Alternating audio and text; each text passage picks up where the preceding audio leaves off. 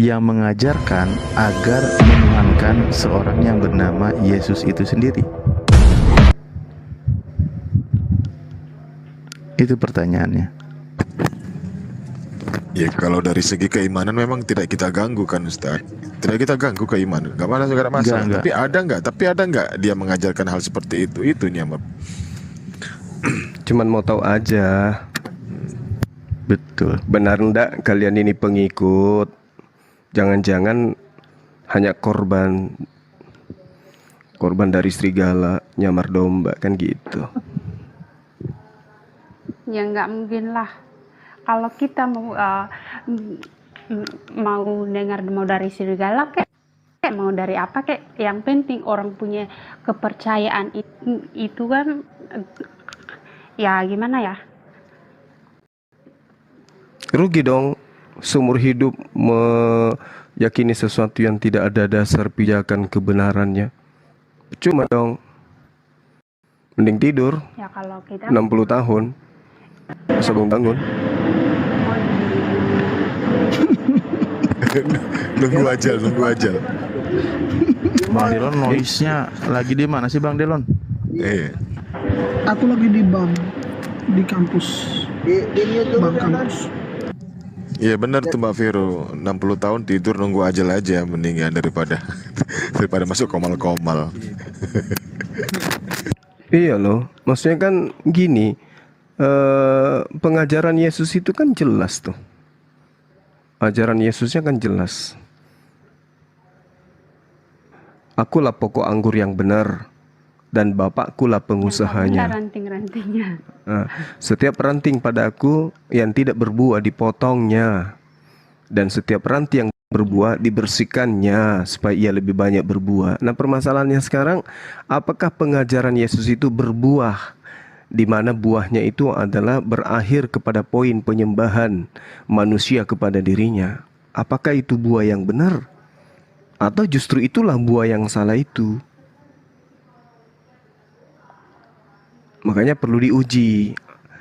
Karena Yesus pun mengatakan setiap ranting yang berbuah dibersihkannya supaya ia lebih banyak.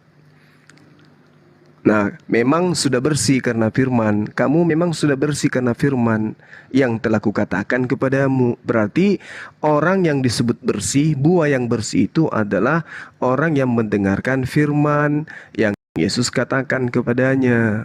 Nah, sekarang ada enggak Yesus mengatakan ke teman-teman Kristen, sembahlah aku, tuhankanlah aku, hidup kekal itu adalah mempertuhankan diriku, menyembah diriku. Apakah ada? Kalau tidak ada, ya itu berarti buah yang rusak. Ini dalil loh. Jadi percuma menjadikan diri kita itu melakukan sesuatu rutinitas ritual, tapi ternyata tidak ada dasar pijakannya. Mending tidur aja selama 60 tahun. Nanti satu hari mau meninggal baru bangun, daripada hidup mempertuhankan sesuatu yang tidak ada pola pengajarannya. Kan jelas itu di Yohanes 15. Akulah pokok anggur yang benar, dan Bapakkulah pengusahanya. Setiap ranting padaku yang tidak berbuah dipotong, dan setiap ranting yang berbuah dibersihkan, supaya ia lebih banyak berbuah.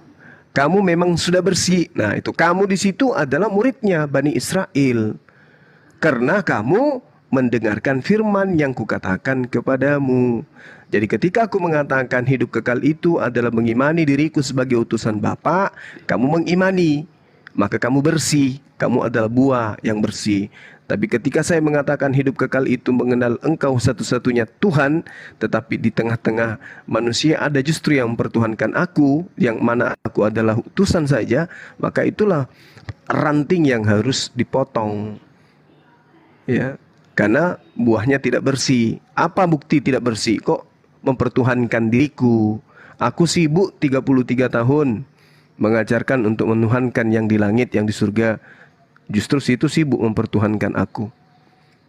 Apakah sesuai dengan firman yang kusampaikan kepadamu? Kan tidak. Nah, coba direnungkan. Kalau tidak sampai pada kebenaran, pemikiran dan akal, ya itu tadi, mending tidur 60 tahun lamanya baru bangun setelah 1 hari sebelum meninggal. Saya kira gitu. Silakan.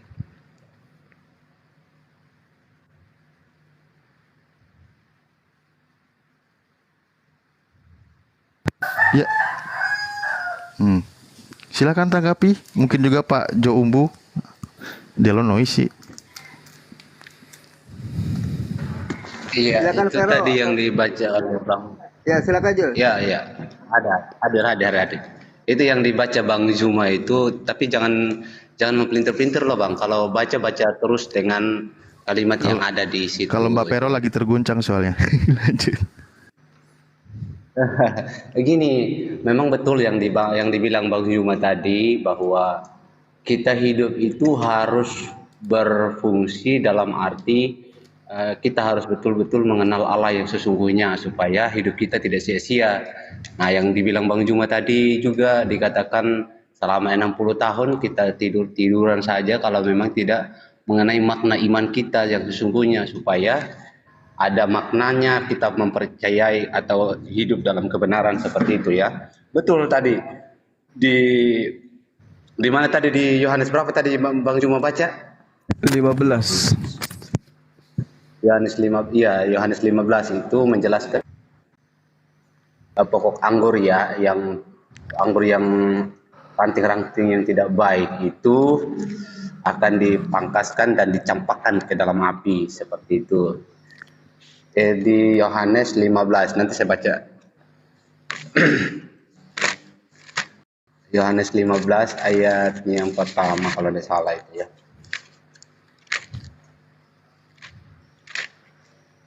Baik. Yohanes 15 ayat yang pertama, aku pokok anggur yang benar dan Bapakulah pengusahanya. Sebab setiap ranting padaku yang tidak berbuah dipotongnya, dan setiap ranting yang berbuah dibersihkannya, supaya ia lebih banyak berbuah. Kamu memang sudah bersih karena firman yang telah kukatakan kepadamu. Tinggallah di dalam aku dan kamu. Tinggallah di dalam aku dan aku di dalam kamu, sama seperti ranting tidak dapat berbuah dari dirinya sendiri kalau ia tidak tinggal pada pokok anggur. Demikian juga kamu tidak berbuah jika kamu tidak tinggal di dalam aku. Ini memberikan perumpamaan bahwa setiap orang yang mendengarkan perkataan Yesus itu akan sudah dibersihkan pada saat itu. Memang betul yang dikatakan tadi, pada saat itu disampaikan kepada muridnya, yaitu orang Israel ya, yaitu orang Israel. Dan pertanyaannya, apakah ada Yesus mengatakan akulah ini Tuhan, sembahlah aku, contohnya pertanyaan seperti itu ya. Ini merujuk sebenarnya Yesus ini Allah ini mempresentasikan dirinya bahwa dialah kebenaran yang sesungguhnya. Apabila orang tidak hidup dalam kebenaran, maka dianggap ranting-ranting yang tidak berbuah dan tidak yang ranting-ranting yang tidak berbuah. Orang kalau tidak hidup dalam kebenaran, Noise Delon. Noise. Halo Bang Zuma. Salam. Iya, halo, salam. Bentar Bang Sam. Ya, assalamualaikum buat semuanya. Waalaikum. Ya, salam. Lanjut Pak Jo. Joel Umbu. ya, ini yang dijelaskan. Dulu Sam Bang Sam. Lanjut Bang Jul. Ini yang dijelaskan oleh Yesus, bahwa Yesus itu betul-betul mempresentasikan dirinya bahwa dialah kebenaran sesungguhnya. Kenapa saya mengatakan dia kebenaran sesungguhnya? Itu arti di ayat yang ketiga, kamu memang sudah bersih karena firman yang telah kukatakan kepadamu. Pada saat mereka mendengarkan, pada saat itu mereka cengang oleh kebenaran-kebenaran yang disampaikan oleh Yesus. Makanya Yesus mengatakan sama mereka, kamu memang sudah bersih. Karena dia karena murid-muridnya bersama-sama dengan Yesus. Dan ini bukan hanya sekedar muridnya sebenarnya. Yang mengikuti ini adalah 12 murid dan banyak orang Yahudi. ribuan orang yang mengikuti pada saat itu. Dan ada banyak orang yang mendengarkan tentang ajaran, tentang mujizatnya. Makanya banyak yang datang dari kampung-kampung datang mendengarkan pengajarannya. Ya itu yang bisa saya sampaikan, Bang. Iya, Bang baik. Zuma. Oke, baik. Saudaraku, jadi ketika kita menggali dalam pemahaman kita sebagai seorang yang mengaku beragama, maka sejatinya doktrin itu harus dilepaskan dulu. Di dalam data yang saya sajikan Yohanes 15 ini, akulah pokok anggur yang benar. Aku Yesus, pokok anggur. Artinya apa? Pohon anggur. Sementara Bapa Betul. adalah pengusahanya. Ini udah jelas sekali, bagi orang yang berpikir udah sangat jelas tuh. Satu pohon, yang satu pengusaha atau petani. Apakah petani dengan pohon itu sama? Beda. Dari situ aja kalau kita menggunakan kata antara pohon dan juga pengusaha, itu jelas akan mengantarkan kita kepada kebenaran absolut bahwa Yesus itu bukanlah Tuhan. Mungkin dia adalah kebenaran itu tidak salah. Kami umat Islam juga mengaku Yesus itu adalah kebenaran. Tetapi kalau kebenaran yang dimaksud adalah Tuhan pencipta dan bumi, tidak mungkin. Dari pernyataan Yesus ini aja bagi orang yang berakal sehat, itu sudah bisa membedakan antara pohon dan pengusaha itu jauh berbeda. Akulah pohon anggur, sementara Bapa adalah pengusahanya. Noise. Zuma, Gitu loh, Pero. Bang Zuma. Iya, gimana? Oke, salam. Assalamualaikum buat semuanya. Iya, waalaikumsalam. Pertama-tama gini Bang Zuma, bukannya ini saya tidak memberikan pertanyaan sih, saya cuma memberikan pernyataan. 6 agama ya sekarang ya. 6 agama di Indonesia ini sudah diakui oleh undang-undang. Itu yang pertama. Ya, Terus yang kedua, agama itu adalah warisan. Bener kan? ya. Yang ketiga, kalau emang agama Islam yang paling benar, agama Kristen salah, itu kebenarannya di mana? Itu loh. Bang Juma bisa jelasin, monggo. Ini bukan pernyataan, ini pertanyaan, Bang. Oh iya, sorry Bang Juma. Jadinya jadinya pertanyaan jadinya terakhir itu. Iya, Bang. Oke. Jadi gini, sebenarnya kalau kita melihat ya, sangat sederhana sebenarnya gitu. Sumber daripada ajaran Islam, mohon di mute dulu yang lain. Sumber agama Islam itu dari satu orang, yaitu baginda Rasulullah Muhammad sallallahu alaihi wasallam. Sumber Kristen itu banyak orang. Lukas, Markus, Matius, Yohanes, Paulus, Petrus. Itu sumber Kristen tuh. Sedangkan sumber Islam itu hanya satu. Jadi satu lawan sekian orang, kan gitu. Bahkan kalau kita lihat dari segi sejarah, doktrin dan dogma, penulis Bible itu sampai pada poin 40 orang kan penulis kitab. Al-Quran cuma seorang tok. Dan itu pun tidak dituliskan. Tidak dituliskan. Tapi dihafalkan, disampaikan dengan cara lisan. Tapi satu sumber ini kemudian menjelaskan narasi yang dibangun oleh orang yang banyak tadi.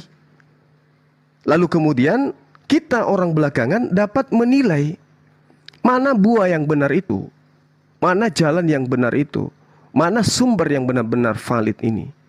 Contoh misalnya, apa yang diuraikan di dalam kitab saudara melahirkan satu konsep yang berbeda dengan tatanan kehidupan keberagamaan sebagai seorang Kristen. Contoh yang tadi, akulah pokok anggur yang benar. Harusnya Yesus itu dijadikan sebagai pokok anggur, jangan dijadikan sebagai pengusahanya. Karena pengusahanya itu adalah Bapa itu sendiri. Tapi Kristen mencoba untuk memutar balik fakta yang ada. Yesus itu adalah pengusaha itu sendiri, dan Yesus juga itu adalah pokok anggur itu sendiri. Padahal penjabarannya kemudian adalah tinggallah di dalam aku dan aku di dalam kamu. Sama seperti ranting tidak dapat berbuah dari dirinya sendiri kalau ia tidak tinggal pada pokok anggur. Demikian juga kamu tidak berbuah jika kamu tidak tinggal di dalam aku. Akulah pokok anggur dan kamulah ranting-rantingnya. Barang siapa yang tinggal di dalam aku dan aku dalam dia, maka dia akan berbuah banyak. Sebab di luar aku, kamu tidak dapat berbuat apa-apa. Nah, ini pernyataan Yesus kepada siapa? Kepada Bani Israel. Apa yang dimaksud tinggal dalam aku? Tinggal di dalam pengajaranku. Artinya Al-Quran baginda Rasulullah Muhammad SAW menguraikan fattakullah wa ati'un. Bani Israel itu hanya bisa selamat dengan mentaati Yesus, yang kami sebut dengan Nabi Isa alaihissalam. Itu poin terakhir, itu sentralisasi kebenaran absolut yang Al-Quran bawa dari sosok baginda Rasul Muhammad SAW. Maaf Bang, cuma saya potong. Itu Yesus sama Isa itu beda orang loh Bang. Kalian nggak mengaku Yesus itu disalib. Yesus itu nggak lahir di bawah pohon kurma Bang Zuma. Beda orang. Oke, monggo Bang Zuma, monggo Bang Zuma. Oke, jadi kalau beda orang, ya harusnya melepaskan semua istilah-istilah Islam di dalam kitab saudara, seperti Alkitab, Allah, Rasul, Nabi, iman, berkat, syafaat, ayat dan seterusnya. Lepaskan itu, karena itu semua kata-kata yang berkaitan dengan Nabi Isa alaihissalam. Jangan sampai saya bertanya lagi nanti Bang Juma. Mohon maaf Bang Juma, itu kan aula itu kan dulu kan terjemahan pertama bahasa Indonesia, karena memang dulu kan yang masuk ke Indonesia ini kan dulu kan Islam duluan, yang memegang peranan penting di pemerintahan dulu itu kan orang Islam. Makanya terjemahannya itu dari Tuhan itu menjadi apa, dari apa Yahweh atau apakah, aku nggak terlalu ngerti sih agama itu, makanya jadi Allah. Makanya kan beda bahasanya Allah sama Allah gitu. Tapi intinya itu sama-sama ke Tuhan gitu loh Bang. Monggo Bang. Baik, ingat ya saudara-saudara, revisi demi revisi terjadi di kitab saudara, tapi kata Allah itu susah untuk ditinggalkan. Kata Alkitab itu sulit. Kata Rasul itu sulit untuk dibuang. Kenapa? Karena itu adalah cikal bakal daripada ajaran yang datang dari Timur Tengah, Yerusalem. Anda tidak bisa membuang itu, karena ketika Anda membuang kata-kata Islami itu, maka muara Anda akan tertuju kepada Romawi, Vatikan dan Yunani. Itu nggak bisa. Oleh karena itulah ketika mohon maaf Bang, mohon maaf juga. Ini perebutan kota Konstantinopel nih, perang salib kan, ya kalau Bang Juma bawa Allah di Indonesia mungkin memang terjemahan yang salah di Indonesia, kita akui itu. Cuman kalau emang sampean bilang itu terkait dengan apa tadi dibilang itu agama Kristen itu salah mentuhankan Yesus, sampean salah Bang.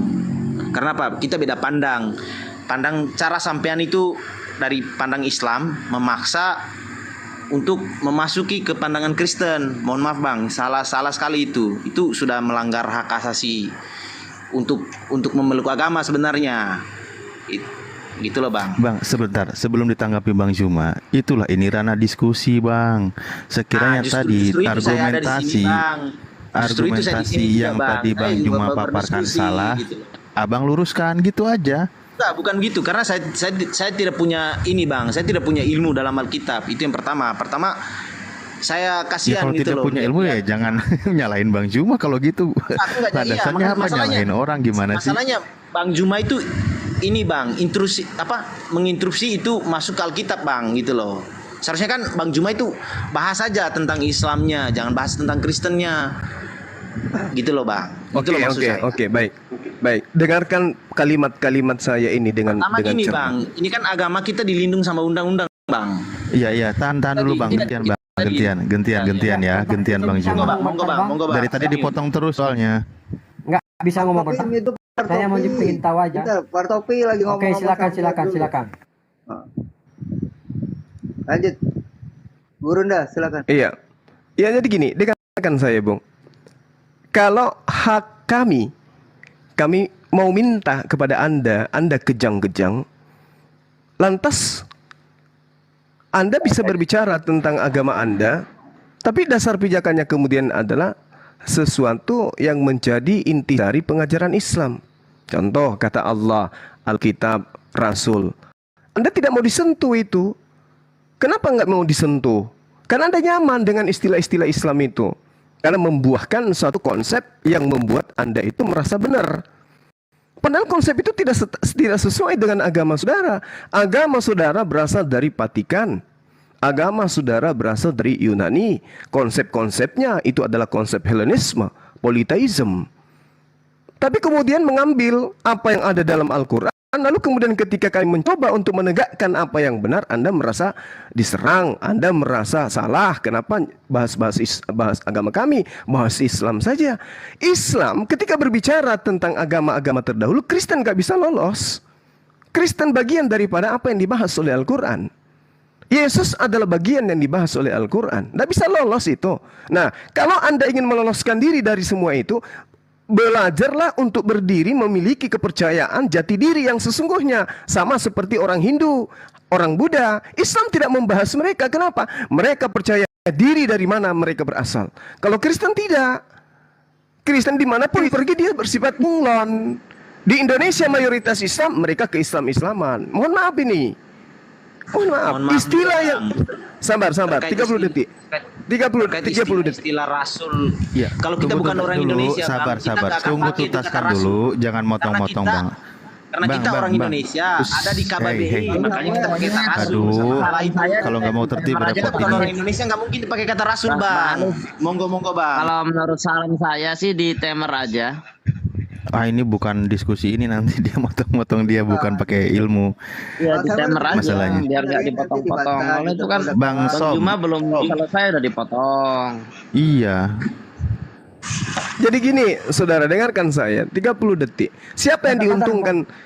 Bentar Bang Juma, bentar. Atau saya turun aja dari sini? Enggak, bentar. Saya potong Silakannya dulu, sih sopan, tapi bentar. baru ngomong 5 detik potong. Enggak, bentar. Saya Potong cuma dulu. mau tanya aja. Gini bro. Cuman saya mau tanya aja. Gini. Kan tadi kan Bang Harus Juma. mainkan berarti mute-nya, Mas, otomatis. ya, kalau nggak mau tertib. enggak, tunggu. Otomatis. Bentar Pak Topi. Ya, biar mereka terlanjur ngomong tadi. Bentar. Silakan. Berarti Silakan. kemauan Iya. Anda, gini, kemauan Anda, kalau memang nggak ada kata-kata istilah yang Anda maksud itu yang dari Al-Quran itu dipakai di Alkitab, ya, berarti nggak ada perdebatan. Tapi faktanya, sebelum ada pun istilahnya Kristen di Indonesia ini, sudah ada perdebatan, Bang, antara Islam sama Kristen itu. Seandainya pun Iya. nggak dipakai kata Allah, nggak, gini Bang. Seandainya nggak dipakai pun kata Allah di Indonesia ini, atau kata Alkitab, atau kata Rasul, atau apapun itu, perdebatan antara Kristen sama Islam itu sudah ada. Oke.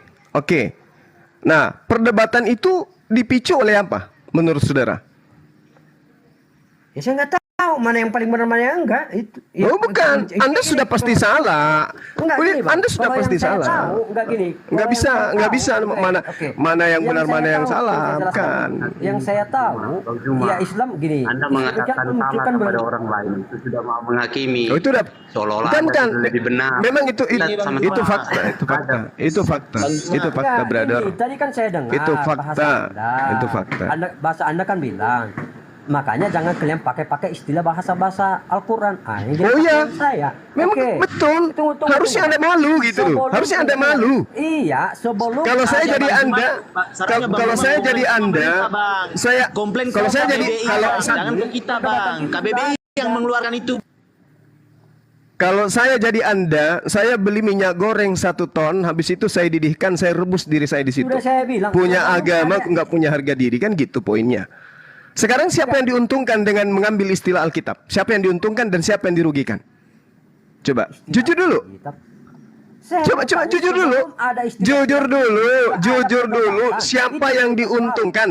Jadi kenapa Siapa ada yang istilah diuntungkan? berdalil Oh itu nggak bahwa bisa.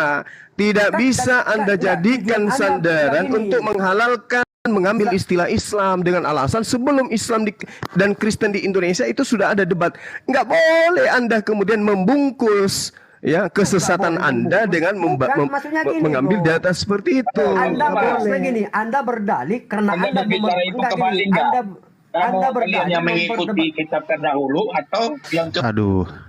Gini Nah, Pak, gini, tolong gini Anda ya sebentar ya, berdalih. sebentar Pak, sebentar. Saya tengahin di sini. Kami yang Muslim, walaupun dari Amir, Muslim, kami hargai satu orang dengerin berbicara aja. biar tetap tertib. Nah dari pihak Kristen siapa perwakilan? Kalau lagi ngomong, tolong yang lain nggak usah ikutan. Bicara. Oke, saya Iya bicara. silakan, yang lain Gini, diam gini. gitu. Saya Kami juga begini, ikut Ustaz tertib. Tolong Ya silakan. tolong ditemar. Saya dengan Bang Juma lawan mereka 2 orang. Hostnya nggak sanggup, Saya Mas Neymar bisa. pasti. Ayo. Oke, saya dulu ya. Siapa? Bentar-bentar Pak, saja. siapa yang Bang. mewakili Silakan, Kristen? silakan. 3 menit. Pak Ditemar Taufik. aja Bang Juma itu nggak bisa. Kalau begitu nanti Bang Juma lagi ngomong 5 detik potong. Oke, oke, Gini, Pak gini. Taufik. Kan kita luruskan aja dulu. Enggak, kita Apa luruskan yang aja Anda dulu. ingin luruskan? Enggak, dengar Anda dulu. ingin meluruskan apa? Bentar. Kamu nggak bisa Apa yang pakai Anda jidatmu berbicara, apa Cuma. yang Anda ingin Kamu mau pakai luruskan? ajaranmu mau paksain untuk Apa yang Anda ingin luruskan? Oh, nyata-nyata agama Anda adalah agama pencuri? Apa yang Anda ingin luruskan? agama pencuri, Bang. Oh iya dong, iya dong. Lucu. Apa Iya yang dicuri dong. sama orang Kristen, Bang? Istilah-istilah Islam, istilah-istilah Islam yang Anda curi di dalam kitabnya agama Islam masuk ke dalam kitab Kamu saudara. yang curi, Islam yang Apa? curi. Islam Apa yang kami curi?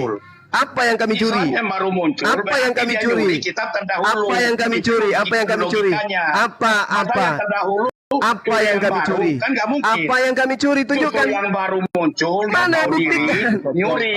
Iya buktikan. Anda menuduh, mana buktinya? Itu. Mana buktinya? Kami curi apa? Loh, buktinya disama-samain. Yesus dibilang Isa. Lucu Anda itu. Lucu Anda. Itu kan Lucu Anda. Ibrahim itu Loh, nama itu gimana? nabi kami. Secara Dia logika, bukan Yahudi, secara dia bukan logika, Nasrani. Di mana-mana yang baru muncul dia akan ikutin yang Lucu. lama. Nah, Yang lama harusnya ikutin yang baru. Harusnya begitu, tapi bisa. faktanya Itu harusnya begitu, dari mana, bro? harusnya begitu, Nggak harusnya bisa, begitu. Anda salah. Tapi faktanya Kamu hanya justru Anda yang mencuri, kan gitu. Sesuai kitabmu, Justru tapi Anda yang tidak mencuri. pernah mengakui kitab terdahulu. Justru kitab terdahulu itu harus diikuti oleh kitab yang baru, bukan yang Terus lama kenapa? ikut yang baru. Terus kenapa Loh, yang lama ikuti itu yang baru? kenyataan. Kenapa yang Itu lama harus. ikuti yang baru? Justru yang baru harus tahu diri. Ya, Jangan mau tahu yang itu. baru, yang lama yang harus tahu diri. Yang lama yang harus tahu diri. Kenapa mencuri yang baru? Loh, sekarang bertanya. Lucu. Yang baru Lucu yang Anda. lama udah muncul, ya. Yang lama. Yang lama Sekarang itu begini, udah ada nih. sekarang begini, Udah sekarang ada begini. nih. Sekarang Terus ini yang ngomong siapa? terus Yang ngomong baru siapa ini? muncul. Yang ngomong Terus siapa ini? apa? Gue, Pak in my Kis cost. kayaknya. Oke, Ya, oke. gue. Dengarkan saya, Bung. Oh, kamu duluan kan? Kamu yang lama kan? Kamu Ya. kitab ulama kan? Oke. Kami Ya. datang belakangan. Oke. Coba Ya. tunjukkan kata Allah di dalam kitabmu. Yang lama itu. Kita nggak ada tahu Allah, nggak ada tahu Allah. Allah itu nggak tahu kita. Nah, terus dari mana kalian Tahu rampok namanya kata Allah itu? atau siapa nggak tahu. Dari mana Ibrahim kau nggak ambil? tahu. Isa Dari nggak mana? tahu. Dari mana kau ambil Nggak kamu tahu. rampok? Dari mana kamu rampok kata Allah Loh, dalam yang kitabmu? rampok siapa? Loh, kenapa Kamu ada kata jelas-jelas Allah? dalam Kenapa? Quran jelas. Kenapa Dengan ada ini kata apa kita? Allah? Kenapa ada Al-Quran, kata Allah di Zabur, kitabmu? Injil dan Taurat. Kenapa ada Tetapi kata Allah? kamu hanya mengimani cuma Kenapa Quran doang. ada Terus dijadikan kata kenapa Allah? kamu nggak imani? Kenapa ada kata Allah di kitabmu? Dari mana kamu rampok? Loh. Jawab. Saya jawab, boleh saya jawab? Loh, Allah itu semua dong. Allah itu Dari mana kamu rampok bukan kata nama. Allah? Kamu aja yang Dari bilang Allah itu mana? nama. Dari mana ada ilmunya? Dari mana ilmunya? Dari mana ilmunya? Dari mana ilmunya? Dari mana ilmunya? Dari mana ilmunya Anda mengatakan bahwasanya Allah itu bukan nama? Ini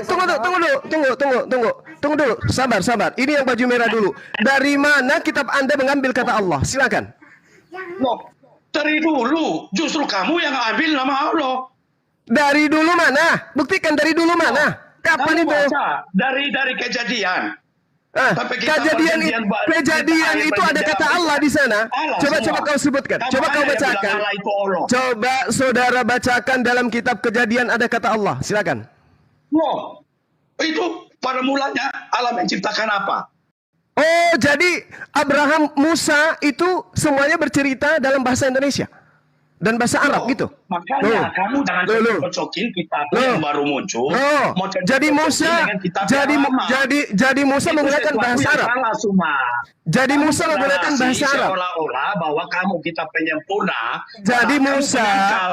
Jadi Musa menggunakan bahasa Arab. Menangkal semua kitab yang ada dalam isi Alkitab, isi firman yang ada dalam Alkitab. Ece ini orang gak ada ilmu ini, modal ngomong aja. Kalau hanya ilmu Dari mana? Dengarkan saya, dari mana? Dari mana kamu mengambil kata Allah?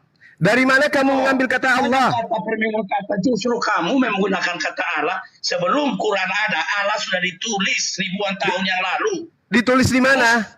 Ditulis di mana? Ditulis di mana? Kamu buta. Ditulis di mana? Kita orang Indonesia sekarang. Ditulis di mana? Indonesia. Ngapain? Makanya kamu bilang kata Allah. Loh, Allah itu sudah ada dari ribuan tahun sebelum.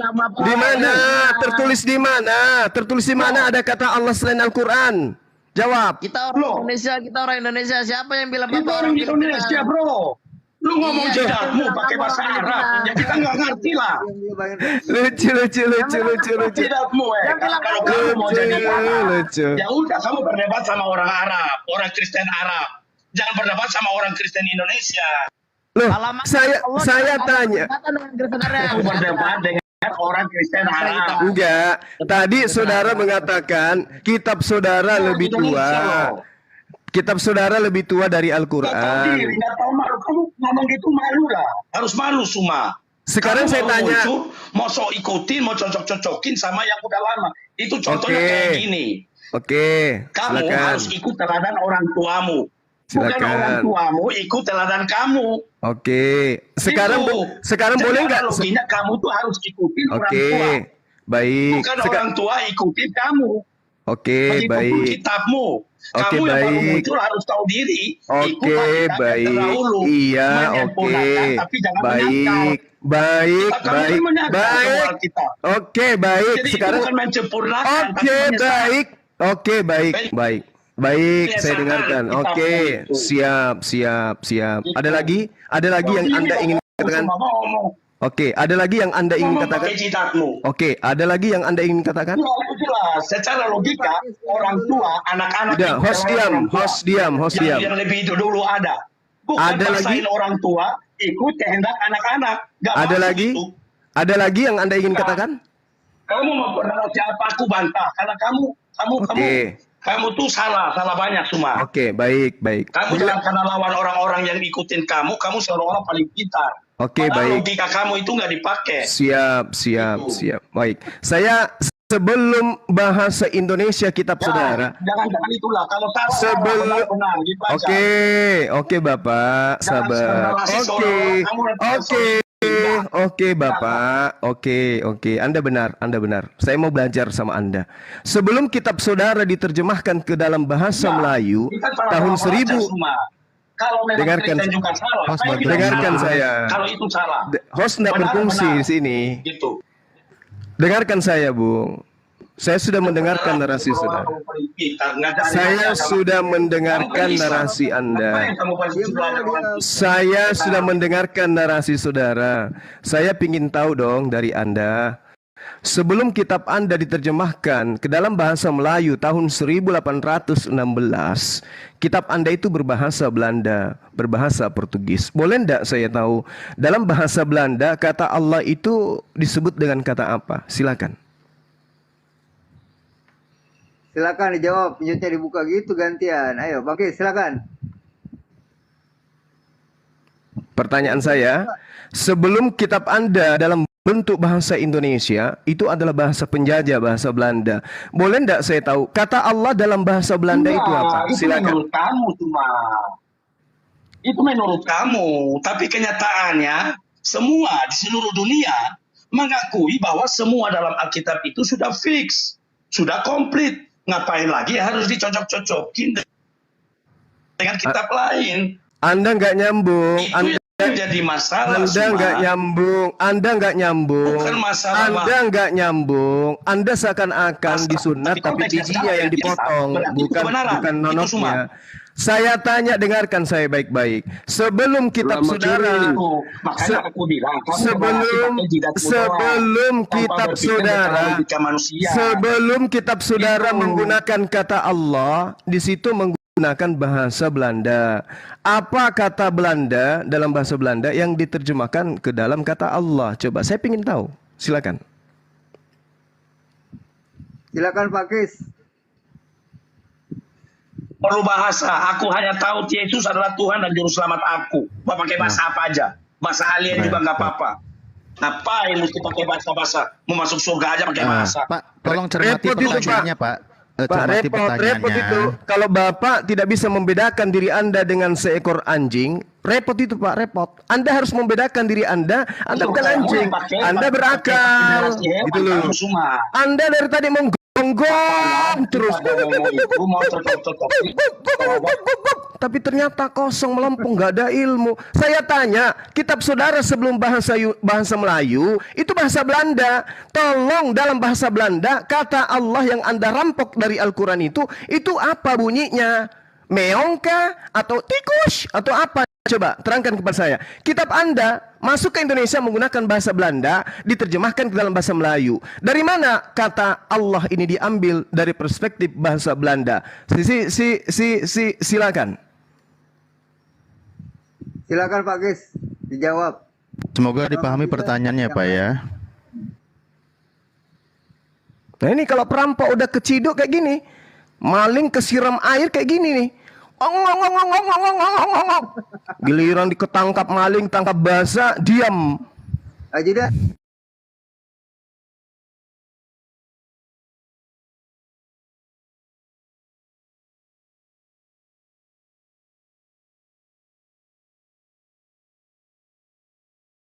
Sore, tunggu sampai Pak Kis itu memang dia menyadari ucapannya itu narasinya adalah salah, tidak sesuai karena sedang menuduh Bang Juma. Ya, jadi saya katakan sekali lagi Pak Kis, agama Anda mengajarkan Anda sebagai pencuri yang baik. Selesai. Ya, gimana? Yang lain silakan. Abangku.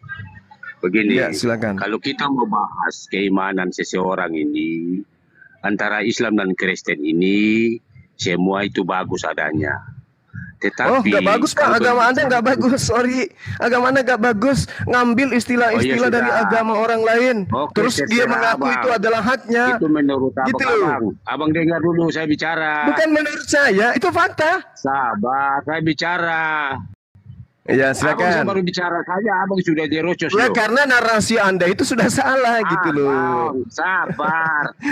Abang tidak hargai orang berpendapat. Abang enggak.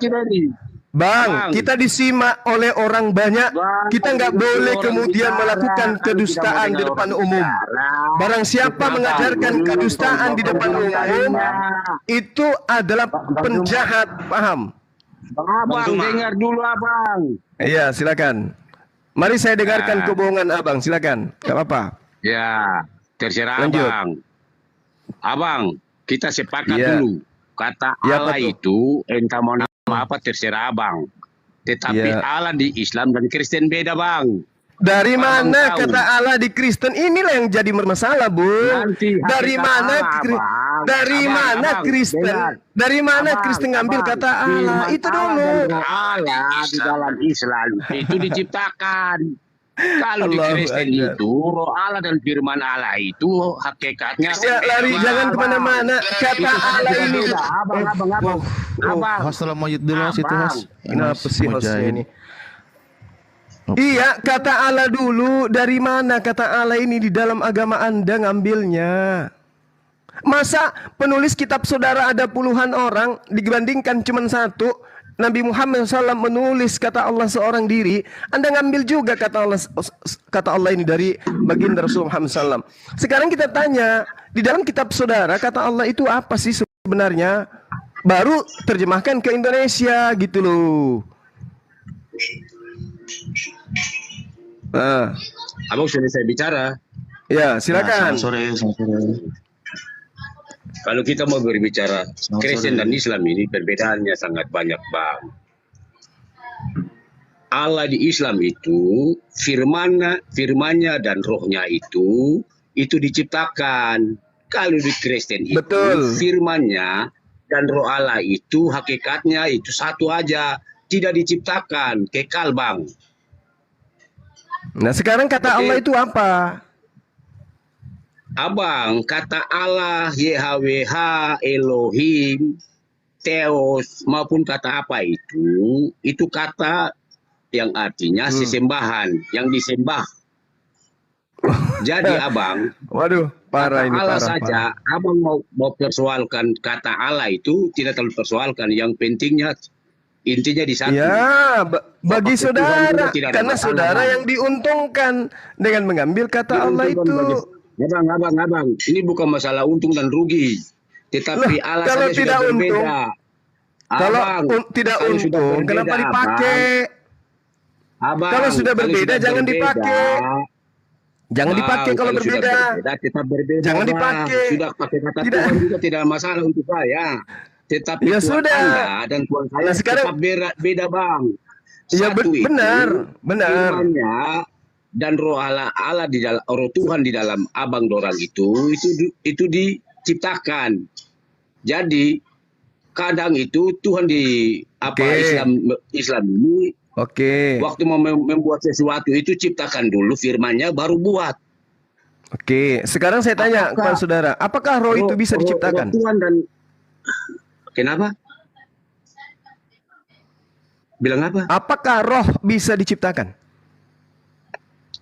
Ya roh Allah tidak bisa lah. Di mana dalilnya bahwa Halo, ada roh Allah? Di mana tuh dalilnya? Nah, mau dalilnya lagi. Saya buka dalilnya ya. Iya, silakan. Bukan roh manusia ya. Roh manusia pemberian, pengkhotbah. Enggak roh, yang saya tanya roh. Yang saya tanya roh secara Iya, umum, apakah roh itu bisa diciptakan? Abang, roh Allah dan roh manusia beda, Bang. Apa bedanya? Abang bisa mengerti tidak? Yang abang mengerti itu Saya ngerti. Aduh, abang, kita saja Allah saja sudah beda. Bagaimana? Loh, Kita Allah saja saja sudah beda. Abang. Itulah hebatnya.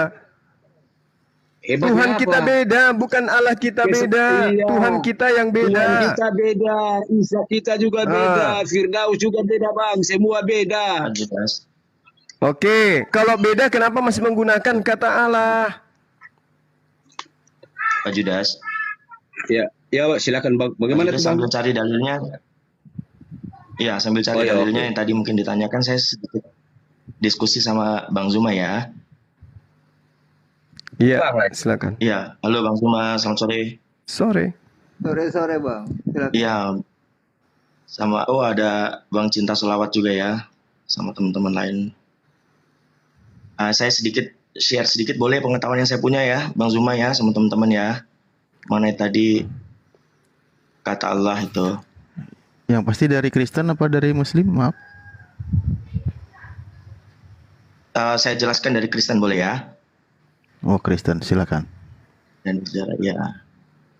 Iya, jadi kalau tadi pertanyaannya apakah sebelum dalam bahasa Indonesia atau bahasa Melayu diterjemahkan dalam bahasa atau misalnya diambil terjemahan dari bahasa Belanda atau Portugis, setahu saya yang saya belajar sejak awal pun diterjemahkan dari bahasa Ibrani dan Yunani.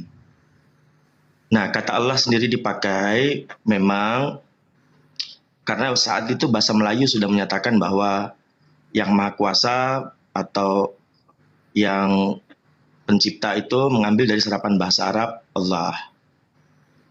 Tetapi kata Allah di dalam Perjanjian Lama itu sendiri kata serumpun yang sudah digunakan bahkan jauh sebelum ada agama Islam. Kalau ditanya apakah ada kata Allah di dalam Alkitab, ada dalam bahasa asli. Nah, dalam bahasa asli memang khususnya Perjanjian Lama, kalau tadi saya baca ada banyak tulisan Theos. Theos itu kan Perjanjian Baru ditulis dengan bahasa Yunani ya. Kata Theos karena itu bahasa internasional untuk menyatakan yang Maha Kuasa itu, jadi gunakan bahasa lingua franca saat itu bahasa Yunani dengan kata Theos. Tetapi Perjanjian Lama kita pasti akan temukan dalam bahasa Ibrani banyak kata dengan kata Elohim, jamak atau Eloah yang tunggal. Eloah, ilaha, elah, elaha, alaha itu bahasa serumpun di daerah Timur Tengah sampai ke termasuk di daerah Jazirah Arab. Bahkan sebelum di kisah para rasul juga di Perjanjian Baru dikatakan bahwa para rasul-rasul, murid-murid Yesus itu memuliakan yang maha kuasa. Nah, dengan bahasa-bahasa yang bukan bahasa mereka, termasuk ada orang Kreta, ada orang Arab mengatakan, dan di situ pakai terjemahan kata Allah. Jadi orang Arab mengatakan bahwa kenapa mereka orang Ibrani, orang Yahudi memuliakan Allah dengan bahasa Arab. Nah, begitu kurang lebih ya. Nah, jadi kata Allah, ilaha, itu memang sudah dipakai bahkan sebelum ada agama Kristen. Nah, sebelum ada agama bahkan di Arab sendiri, itu bukan hanya digunakan oleh agama Islam atau agama Kristen. Pagan pun menggunakan pra-Islam, sebelum Islam, pagan Quraisy, pagan di Arab juga gunakan kata Allah untuk menyatakan yang maha kuasa. Itu banyak kita bisa dapat inskripsinya, menjelaskan mengenai Hubal juga, Al-Ata, Al-Manat, Al-Uzza. Nah, itu yang kata sandang itu kan bicara mengenai kata sandang ya, untuk misalnya al-ilah, untuk Allah. Jadi sebelum pra-Islam pun sudah digunakan untuk menyatakan bahasa pun untuk menyatakan yang maha kuasa, begitu. Itu yang sepengetahuan saya. Jadi pada saat ini di dalam terjemahan bahasa Indonesia, bahasa Melayu juga menyerap bahasa Arab, tetapi memang pada dasarnya kata Allah sudah digunakan jauh sebelum ada bahkan agama Kristen sekalipun, itu pun digunakan untuk persingkat nanti menyatakan kita ya biar nggak yang maha kelamaan. kuasa, bahasa serumpun. Ya itu yang saya tahu. Baik. Bang Juma, saya yang tanggapi. Boleh. Ya, ini ya menarik ya. Yang pertama adalah tentang Elohim ya. Elohim itu dia tidak sama persis dengan ilah dalam bahasa Arab. Kenapa? Karena Elohim ini berasal dari kata Eloah yang ditambahkan im. Nah, Eloah dalam bahasa Ibrani ini multi makna ya. Bisa bermakna yang disembah, bisa bermakna adalah sosok yang punya otoritas. Nah, oleh karenanya ketika ditambahkan im, itu artinya yang disembah, yang dimuliakan itu kepada Tuhan yang satu-satunya yang menciptakan langit dan bumi, yaitu Yod-Heh-Vav-He. Tapi juga dia, dan ini yang dimaknai sebagai sesembahan ya. Dan ini juga bukan proper name, tapi ini adalah generic name, sebutan, bukan nama pribadi. Nah, kemudian kalau hal ini disematkan kepada selain yang disembah, maka ini tidak bermakna sesembahan atau ilah dalam bahasa Arab, tidak, tetapi maknanya Rob dalam bahasa Arab, yaitu misalkan kepada para nabi. Para nabi itu juga disebut Elohim sebagaimana Musa. Artinya apa? Dia adalah orang yang diberikan otoritas. Itu para nabi. Yang ketiga, juga bisa kepada para imam. Nah, imam ini juga diberikan otoritas, yaitu untuk apa? Untuk memimpin bangsa Israel dalam beribadah kepada Tuhannya. Makanya para imam juga disebut Elohim. Yang keempat, Elohim ini diberikan kepada para raja dari kalangan Israel yang disebut Elohim. Kenapa? Karena mereka lah yang punya otoritas. Raja itu kan punya otoritas, makanya disebut Elohim. Nah, berkaitan dengan bahasa Arab, apakah Elohim ini bisa diterjemahkan Allah? Nggak bisa. Kenapa? Karena dalam bahasa Arab, ya, dalam semua bahasa Arab, baik bahasa Arab yang digunakan oleh orang Islam, atau orang Yahudi yang berbahasa Arab, atau orang Kristen yang berbahasa Arab, Allah itu, kalau saya misalkan mengambil dari kamus, nggak usah kamus Islam lah. Kalau kamus Islam nanti, itu kan karena menurut Islam. Saya mengambil kamus dari Katolik Libanon, namanya Kamus Al-Munjid. Lil Imam, ya, Imam Kristen maksudnya, adalah Al-Yasu'i. Nama dia Al-Yasu'i. Nah, dia mengatakan di situ Allah itu apa? Ismu Dzat. Nah, Ismu Dzat ini apa? Ismu itu nama, Dzat itu pribadi. Jadi Ismu Dzat nama pribadi, proper name, nama diri, bukan sebutan. Ya kan? Al-Lafdhu Jalalah yang namanya sangat agung, Al-Wajibul Wujud yang menciptakan segalanya, Al-Khaliq yang menciptakan segalanya, ya Al-Aliyu yang maha tinggi dan sebagainya. Artinya dari kamus orang-orang Katolik Libanon saja sudah jelas bahwasanya orang-orang Kristen di Timur Tengah yang berbahasa Arab tidak pernah menjadikan Allah itu sebagai generic name, sebagaimana LAI. Jangan ada padamu Allah lain. Ini udah salah. Kenapa? Ismu Dzat, nama pribadi. Ya. Nah, itu sudah jelas. Kemudian penggunaan Betul. ini adalah Betul, penggunaan yang setuju, salah. setuju. Nggak setuju, beda dengan Bapak punya. Bapak punya penjelasannya lain dengan ini. Bukan, maksud saya setuju itu begini. Maksud saya setuju, di dalam Kristen tidak pernah mendefinisikan Allah itu sebagai nama pribadi, betul, setuju. Karena memang kata Allah memang dalam sejarah pun sudah dikenal sebelum pra-Islam. Dulu Pak, tadi Bapak Termasuk bicara contoh panjang saya tidak potong. orang tua dari Nabi bernama Pak, Abdullah, tadi itu Bapak sebelum bicara ada agama panjang, Islam. saya tidak potong. Abdullah sendiri berarti kan abdi Pak, Allah.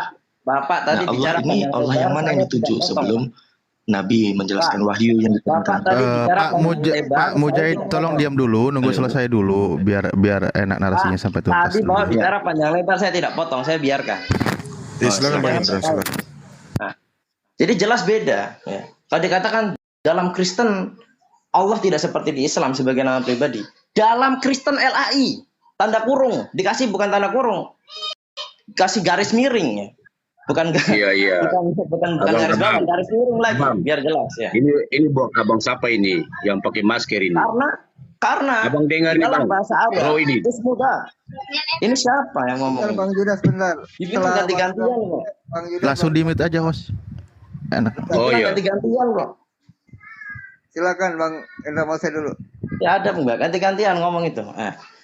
Bukan dalam bahasanya orang Kristen yang Allah itu sebagai sebutan, tetapi dalam bahasanya Kristen LAI harus dikasih tanda kurung. Kenapa? Karena orang Arab baik Suriah, Mesir, Yordan, Lebanon, Irak, Maroko sekalipun, Kristen-Kristen Arab, mereka tidak pernah mengatakan Allah itu sebagai sebutan. Nggak pernah. Karena menyalahi kaidah bahasa Arab. Karena Allah ini sudah dipakai memang sebelum zaman Nabi Muhammad. Yaitu dari siapa? Dari zaman Nabi Soleh. Mereka sudah memakai nama Allah. Dari zaman siapa? Nabi Soleh. Mereka sudah pakai nama Allah. Bahkan bukan dari zaman Soleh. Kalau menurut hadis Bukhari, itu dari zamannya Sam bin Nuh. Dikatakan Sam Abul Arab di dalam hadis riwayat Bukhari. Kata Nabi Muhammad, Sam adalah bapaknya orang Arab. Maksudnya apa? Orang yang menggunakan nama Allah jauh sebelum Nabi Muhammad adalah Sam bin Nuh. Mereka sudah menggunakan nama Tuhan itu dengan sebutan Allah. Dan bahkan kalau dikatakan Allah itu kan dari kata al-ilah dengan tambahan definite article. Salah juga. Kenapa? Kalau bahasa Arab ya sudah dikenakan definite article dan sudah dibakukan, selamanya bentuk lamanya nggak akan dipakai. Itu yang disebut dengan isim mustaq. Nah, isim mustaq itu sebuah kata benda yang dibentuk dari kata kerja. Itu isim mustaq. Contoh, kataba yaktubu kitaban, ya kan? Menulis yang ditulis tulisan. Nah, maka kitaban sudah baku. Kitaban adalah tulisan yang dibentuk daripada kataba yaktubu. Nggak bisa nanti dibikin yang lain, nggak bisa. Nah, jadi Allah itu alif lamnya bukan isim mustaq, tapi apa? Isim jamid. Isim jamid ini apa? Isim jamid ini adalah kata yang bahkan bukan dari bahasa Arab, tetapi diserap dari bahasa kuno. Ya, bahasa kuno. Kalau menurut Ibnul Arabi dari bahasanya Nabi Adam dengan Allah. Namanya memang Allah. Makanya orang Arab sampai hari ini tidak bisa mengungkap konstruk. Allah itu dari kata apa? Mereka nggak bisa. Kenapa? Ini isim mustaq. Isim jamid. Nggak bisa diungkap. Karena ini dari bahasa kuno. Makanya orang Arab memuliakannya dengan lafdu jalalah. Nama yang agung. Siapapun orang Arab tahu ini. Dan orang-orang Arab menggunakan nama ini dengan benar. Dia adalah pencipta yang satu-satunya. Jadi tidak bisa dibenarkan Allah itu dari al-ilah. Kenapa? Kalau Allah itu dari al-ilah, harusnya ketika mengatakan sang sesembahan, udah nggak ada lagi al-ilah dalam tulisan Arab manapun dan dalam lisan orang Arab. Kenapa? Sudah terbentuk. Nggak bisa bentuk lamanya digunakan. Seperti itu kurang lebihnya. Jadi LA ini salah. LA ini salah. Dan apapun yang terjadi, ya kan, sampai kapanpun, kita akan mengejar ini. Sampai kapanpun. Kenapa? Karena gara-gara LAI, banyak orang-orang Kristiani yang tidak ngerti kaidah bahasa Arab tertipu. Nah ini contohnya bapak-bapak ini. Kenapa? Dia datang mempertahankan kesalahan. Kenapa? Gurunya LAI. Makanya LAI ini harusnya kena undang-undang apa? Pasal apa? Deliknya penyebaran berita bohong. Yaitu tentang apa? Tentang kata Allah yang mereka plesetkan. Buktinya apa? Buktinya kaidah bahasa Arab. Karena Allah itu bukan berkaitan tentang Nabi Muhammad atau Al-Quran. Allah itu jauh sebelum Nabi Muhammad. Ini urusannya dengan bahasa Arab. Ya, bukan dengan Islam saja, dengan bahasa Arab. Kurang lebihnya begitu. Jadi saya tidak sama dengan Bapak yang tadi. Jadi jangan berkamuflase dengan saya. Karena saya ini mempelajari bahasa Arab, Aram, Ibrani, dan Yunani. Kurang lebihnya seperti itu. Dari saya mungkin mau ditambahkan oleh Bang Juma ataupun yang lain, silakan. Terima kasih Bang Indra. Silakan Guru Nda. Ya, saya cuma ingin tahu ya dari Saudara Mujad ini. Saudara Mujad, Ya, bagi saudara, bisa saya tanggapi. sabar dulu. Bagi saudara, Yesus itu Allah atau bukan menurut saudara? Silakan.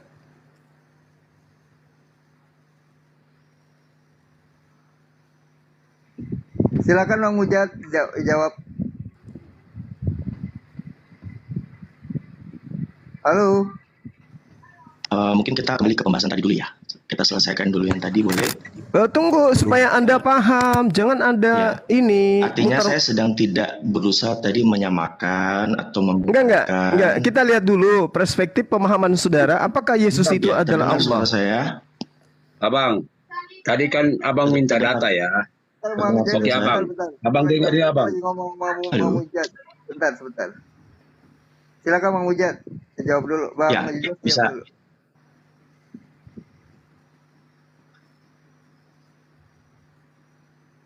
Halo, mau diam? Iya. Halo abang. Artinya tadi untuk Bang Indra, saya sedang tidak berusaha untuk menyamakan atau karena memang secara definisi sudah berbeda. Jadi secara definisi. Ya, suara saya terdengar? Ya, lanjut. Merah. Sinyalnya merah. Halo, suara saya terdengar kah? Suaranya merah. Coba host ditegaskan lagi pertanyaan saya tadi itu. Oke. Ya, saya tadi menyatakan itu. Ya, suara saya jelas ini? Iya, dijawab. Yang lain bisa mendengar suara saya? Ya, lanjut. Ya, jadi pertama saya mau jelaskan ke Bang Indra, saya sedang tidak berusaha untuk menyamakan persepsi. Saya hanya menjelaskan tadi ditanya dari persepsi mana, saya coba dari jawab dari persepsi Kristen dulu, bahwa Alkitab itu sedang tidak mengambil untuk dibersamakan.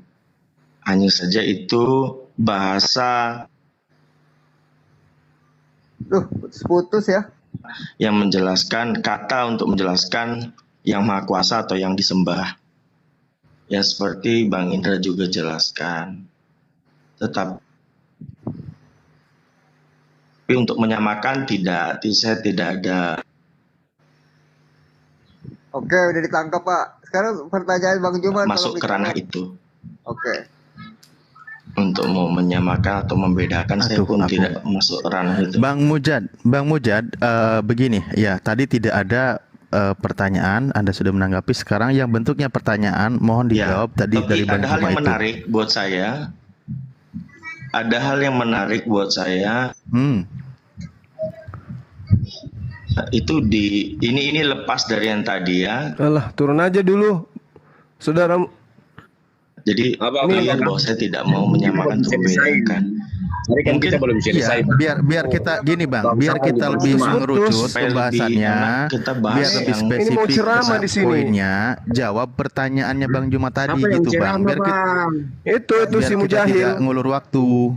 Sebentar Bang Mujahil. Kan tadi abang mintakan, makanya saya ada cari di Alkitab ini Bang. Ya, kenapa Yudas yang jadi merasa? Kamu GR, siapa yang ngomong samamu Yudas? Kamu kok GR kali? Yang ngomong samamu siapa? Maksudnya kan bahas Allah tadi kan Bang. Kamu kayak merasa narasumber di sini. Jadi, tidak penting buat saya Bang.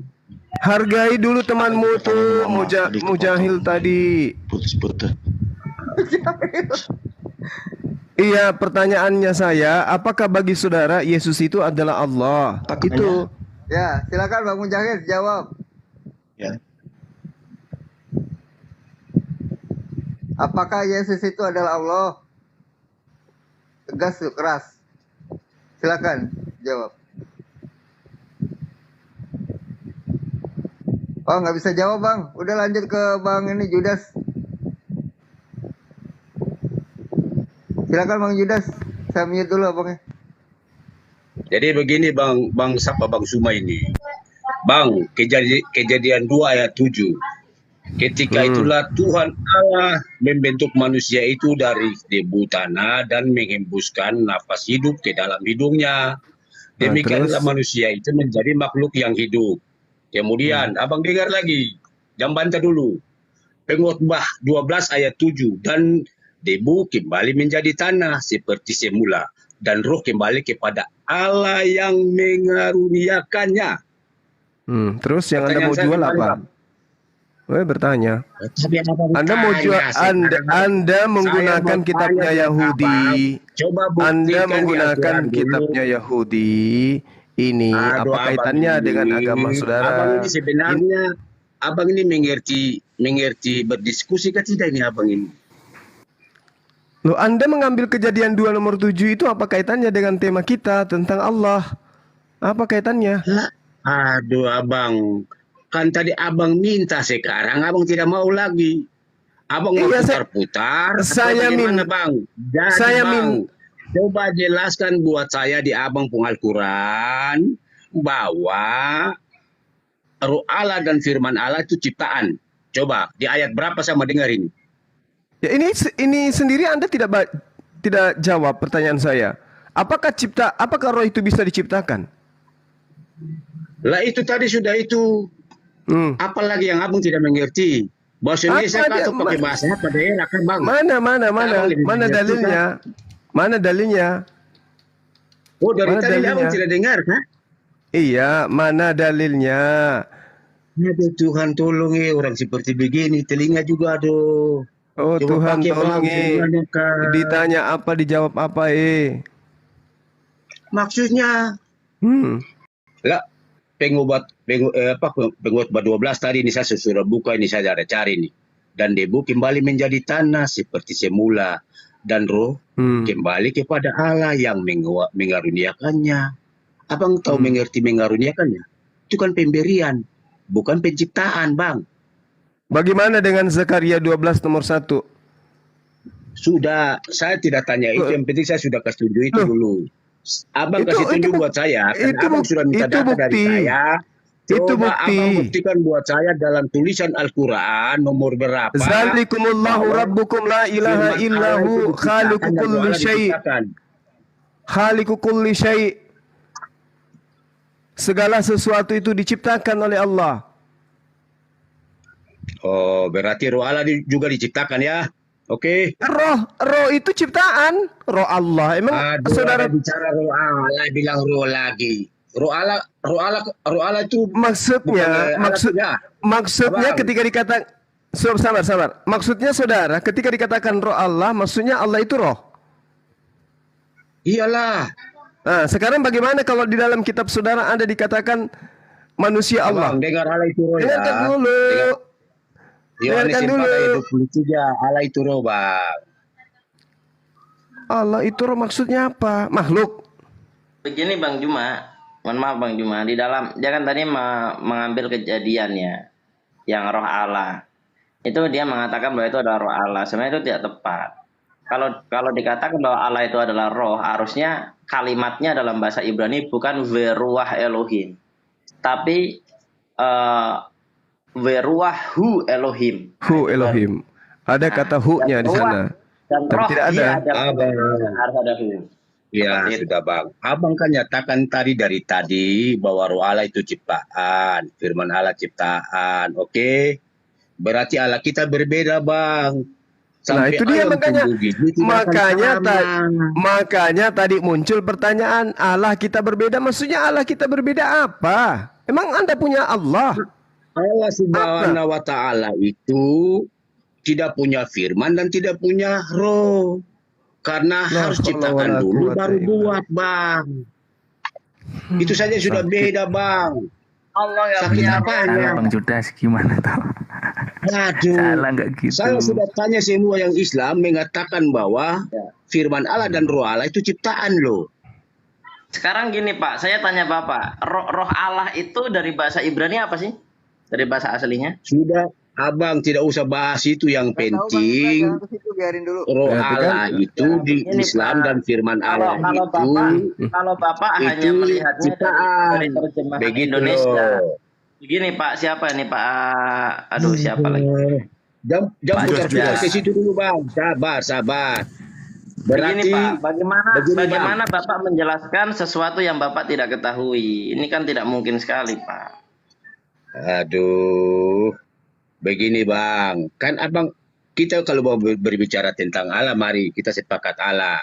Allah di Bukan, Pak. Allah Subhanahu wa Itu Allah salah, Pak. Ta'ala Allah salah, Pak. Harusnya jangan roh Allah, Pak. Roh Elohim, Pak. Ya, pakai roh Elohim saja ya. Iya. Biar lebih Abang dekat jangan bawa ke aslinya. situ, sudah mau pakai Elohim ke apa terserah Bapak Abang. pakai Elohim aja ya. Yang biar penting biar saya tidak. saya Soalnya gini, baca Pak. sesuai dengan Pak data Judas, di Pak Alkitab, Judas. bukan di luar Soalnya Alkitab. kalau Bapak pakai Sudah, roh Abang. Allah, Sabar. di titik Allah. Gini Pak, di titik Allah kita tidak nyambung. Kita tidak punya satu frekuensi. Satu frekuensinya Ya, tidak sudah. sama, jadi tidak bisa nyambung. Jadi Sudah, Bapak, kalau saya sarankan begini- Bapak pakai roh Elohim aja ya. Roh Elohim ya. Mau? Terserah Abang mau pakai Ya, roh pakai Elohim itu saya tidak silakan, punya Bang urusan Juma. dengan Abang Ya, itu. pakai roh Elohim aja. Yang Pakai roh Elohim penting silakan. yang tertulis dalam Alkitab itu saya sudah sampaikan. Berarti kesimpulannya saya, Abang punya Allah Subhanahu wa Ta'ala itu tidak memiliki roh dan firman. Karena roh dan firman itu ciptaan, iya kan? Allah tidak memiliki roh, iya. Tapi kalau firman Allah punya. Oh, punyanya itu kekal kah tidak? Itu ciptaan kah bukan, Bang? Nah, sabar dulu Pak. Begini, kalau bentar, host diam aja dulu. Kita jelaskan ini harus diperbaiki, ini harus turun mesin. Jadi begini Pak, dalam Islam itu ya kan, firman itu kan kalam, ya kan. Nah Allah itu sifatnya al-mutakallimu, yang berfirman. Jadi firman itu bukan Allah, tetapi firman itu adalah pekerjaannya Allah. Sama dengan begini, Indra Mose bisa bicara nggak? Bisa. Tapi bicaranya saya itu bukan saya, itu adalah pekerjaan saya berbicara. Sayanya sendiri. Jadi itu sifat ya? Sifat, betul. Nah, makanya dalam Islam itu ada istilah asma'u wa sifat. Ya, berarti Abang kalau berbicara ini termasuk sifat juga ya? Bukan sifat Pak, sifat itu bentukan daripada kata kerja yang Aduh, ada. Tuhan tolongi Abang, sifat-sifat itu beda dengan firman. Aduh Tuhan nih, tolong beta setengah mati Hai Mama, jadi begini Bang. Bang Suma minta maaf dan teman-teman sini minta maaf ya. Kita sudah berbeda Bang. Begitu, minta maaf lagi Bang. Kalau berbeda ngapain ke Islam-Islaman Anda? Dengarkan, Ya. kalau sudah berbeda kenapa ke Islam-Islaman? Maksudnya apa itu yang keislaman lagi? Ya, Anda menyebut Allah dan roh. Oh, itu tidak apa-apa, Bang. Menurut Karena Anda, kalau menurut Islam Anda, itu- menurut Anda nggak Iya. apa-apa. Iya, tidak apa-apa Iya. Bang. Mau ganti nama apa juga tidak apa-apa Bang. Nah, Yang coba Anda Allah ganti kata Subhanahu roh. wa Ta'ala itu Anda mau mendengar tidak juga ini. memiliki itu. Bagaimana Bang? Coba saudara gunakan roh dalam bahasa Yunani apa? Sudah itu bahas-bahas itu tidak Nggak perlu, Bang. bisa Yang Anda. penting memang sudah beda. Yang penting berbeda, tapi masuk ke Islam. Lucu Anda ini. Anda mengambil kata yang ada dalam Islam, terus Anda mengatakan kita berbeda. Lucu. Gimana ceritanya tuh? Abang. Iya, Abang. Kita kalau sudah berbeda, berbeda saja, Bang. Iya, kalau sudah berbeda ngapain ke Islam-Islaman? Ih, lucu ih. Jangan begitulah, Bang. Kan itu kalau berbeda berbeda aja. Kalau berbeda berbeda aja, tapi ke Islam-Islaman. Bahasa Yunaninya roh apa? Oh sudah Bang, tidak perlu dengan itu lagi Bang. Yang penting bahasa Indonesia itu Mama Anda ibarat tetangga kebun dengan saya. Anda masuk ke kebun saya, lantas Anda mengatakan kebun Anda dan kebun saya berbeda. Habis itu Anda klaim kebun saya juga. Mama Itu pendapat abang. Tapi begini bang, yang penting beda bang. Ya memang beda. Saya baru tahu ini ceritanya. bahwa firman Allah itu di dalam Islam itu sifat ya. Pada saat Oke, panen, sifat ya. kebunnya Bang Juma juga dipanen, Pak. Itu Ya, masalah begini, sekali. Bang. betul. Kita sudah tahu bahwa di agama Islam firman Allah itu apa sifat ya. Oke. Nah, Kita sudah beda. Firman itu apa menurut saudara dalam agama Anda?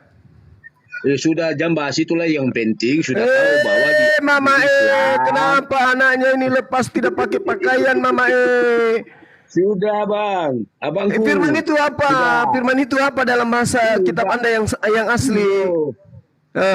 Itu lagi, abang sudah jam bahas itu lagi. Mama nanti kita pindah tidak lagi akan kemana? sependapat sampai ayam tumbuh gigi abang, kita tidak sependapat bang. Tidak sependapat karena Anda tidak gunakan akal dalam beragama. Sekali-sekali pakai akalnya, kenapa? Saya baru tahu ya. Berarti abang yang berakal saja ya. Iya, Anda tidak beragama, Anda tidak berakal dalam beragama. Saya tanya, roh dalam bahasa Yunani apa? Ayo nuhangi. Nuhangi. Kenapa engkau tiga Tuhannya? Kenapa? Abang tuh, dengar bang. Ya apa? Ya. Sudah beda-beda saja bang. Kita mau bahas apa? Kalau sudah beda, kenapa masuk di kebunnya orang Kebun kita beda, tapi kamu masuk petik di dalam kebun saya Baru bilangnya, iya, sudah ngambil buah di dalam kebun saya. Habis itu teriak, jangan ambil punya orang masing-masing kita punya, jangan ambil punya orang Kita udah beda kebunnya, tapi buah pohon yang ada di dalam kebun saya diambil semua. Ya, saya mengalah buat abang sudah yang penting. Yang penting, saya baca buah yang sudah kuambil dari kebun Anda itu adalah buah saya sendiri. Oh, Mama Abang. Ya apa? Jangan hati ya. Ya. Udahlah. Ambillah pulang itu. Ya, udah. Ya. Jadi kalau mau bahas, mari kita bahas mulai dari awal penciptaan. Tetapi sudahlah bang, kita sudah berbeda. Kalau mau bahas, mari kita bahas. Tapi sudahlah. Gimana ceritanya nih narasinya bang? Iya. Karena sudah beda, kita mau bahas apa bang? Jadi kalau dikatakan roh Allah, berarti roh Allah itu roh. Iyalah ada itu dalam firman kan, bang. Kalau dikatakan manusia Allah, berarti Allah itu manusia gitu. Oh, kalau manusia Allah ya beda lagi, Bang. Lah apa bedanya? 1 Timotius 6:11. Lah itu tadi kan ada roh dan Allah. Kan ada roh dan Allah. Kan ada roh dan Allah. Namanya manusia Allah dan manusia ya beda. Ada satu manusia, ada satu Allah. Pintar Masa abang giliran ini pintar. Oke. Abang tidak mengerti. Saya tanya abang yang simpel-simpel aja bang. Oke. Sekarang saya tanya dulu. Sabar dulu. Takut kali ditanya. Bang Yudas, bentar. Takut sekali ditanya. Ya sudah. Tidak, saya tidak takut ditanya bang. Saya aman-aman saja sudah. bang. Oke. Sekarang saya katakan manusia teos.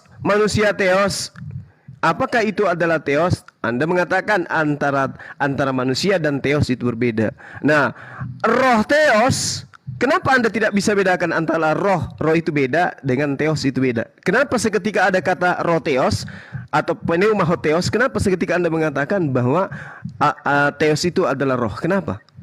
Sudah bangku. Tadi kita sudah bahas terlalu banyak. Jadi istirahat. Ya, bukan istirahat. Terus. Jadi ada tamu. Saya biasa kalau masuk rumah datang tamu terus di rumah ya. Kalau banyak. Oh, ada. Ya bagaimana bang? Oh, aduh. Ada Meme bos. Ketika dikatakan roh teos, kenapa bisa diartikan bahwa teos itu adalah roh? Ya, kenapa bisa diartikan bahwasan Allah itu saya tidak menyebut Allah ya, karena Allah teos. Teos. Kalau Allah itu di dalam perjanjian lama itu dikategorikan penyembah berhala, artinya orang-orang yang menyembah. Ya, makanya jangan pakai, bilang aja teos. Teos. Teos saja. Makanya kami tolong Anda untuk jangan menggunakan kata Allah, jangan gunakan, bilang aja teos. Bang Iya, Juma. kalau saya menggunakan kata Allah takutnya begini bang, soalnya di dalam perjanjian lama. Iya, nggak itu usah kalau dibahas, nggak usah dibahas, nggak usah dibahas Kategori itu. penyembah berhala, Sekarang Bang. permasalahannya. Iya, nggak masalah. Yang penting jangan nyembah manusia. Nah, sekarang gini, ketika dikatakan roh Theos, kenapa seketika Theos itu adalah roh? Ya, karena berkaitan tentang Allah itu adalah roh. Pertama, Ayub 33 itu, Ayub 33 ayat 4 itu, dia mengaku bahwasan yang menciptakan dia adalah roh Allah. Artinya, Allah itu secara hakikat adalah roh. Di mana? Di mana artinya? Di mana artinya bahwa Allah itu ada hakikatnya adalah roh? Di mana? Ayub 33 itu Bang Juma. Ayub mengatakan begini, yang telah menjadikan aku adalah roh Allah. Itu ditegaskan oleh Ayub 33 ayat 4. Lalu Yesus menegaskan lagi di Yohanes 4 itu bahwasan Allah itu adalah roh. Roh itu apa rupanya di situ? Ayat 33 nomor 4 itu roh itu apa di situ? Itu dulu, ya, jangan ada maksudnya? Ya roh Allah. Ya roh maksudnya Allah, roh di roh Allah. Roh Allah iya, yang maksudnya telah menjadikan aku. Iya, roh di situ maksudnya apa? Ya roh hakikat Allah. Kok roh hakikat Allah? Iya. Bukannya bukannya ruah roh di situ apa Bang Juma? Ya, spirit, keinginan, kehendak, kekuatan. Saya bacakan Lah kan itu ruah. Kan ruah di situ dalam bahasa Ibrani-nya ruah kan?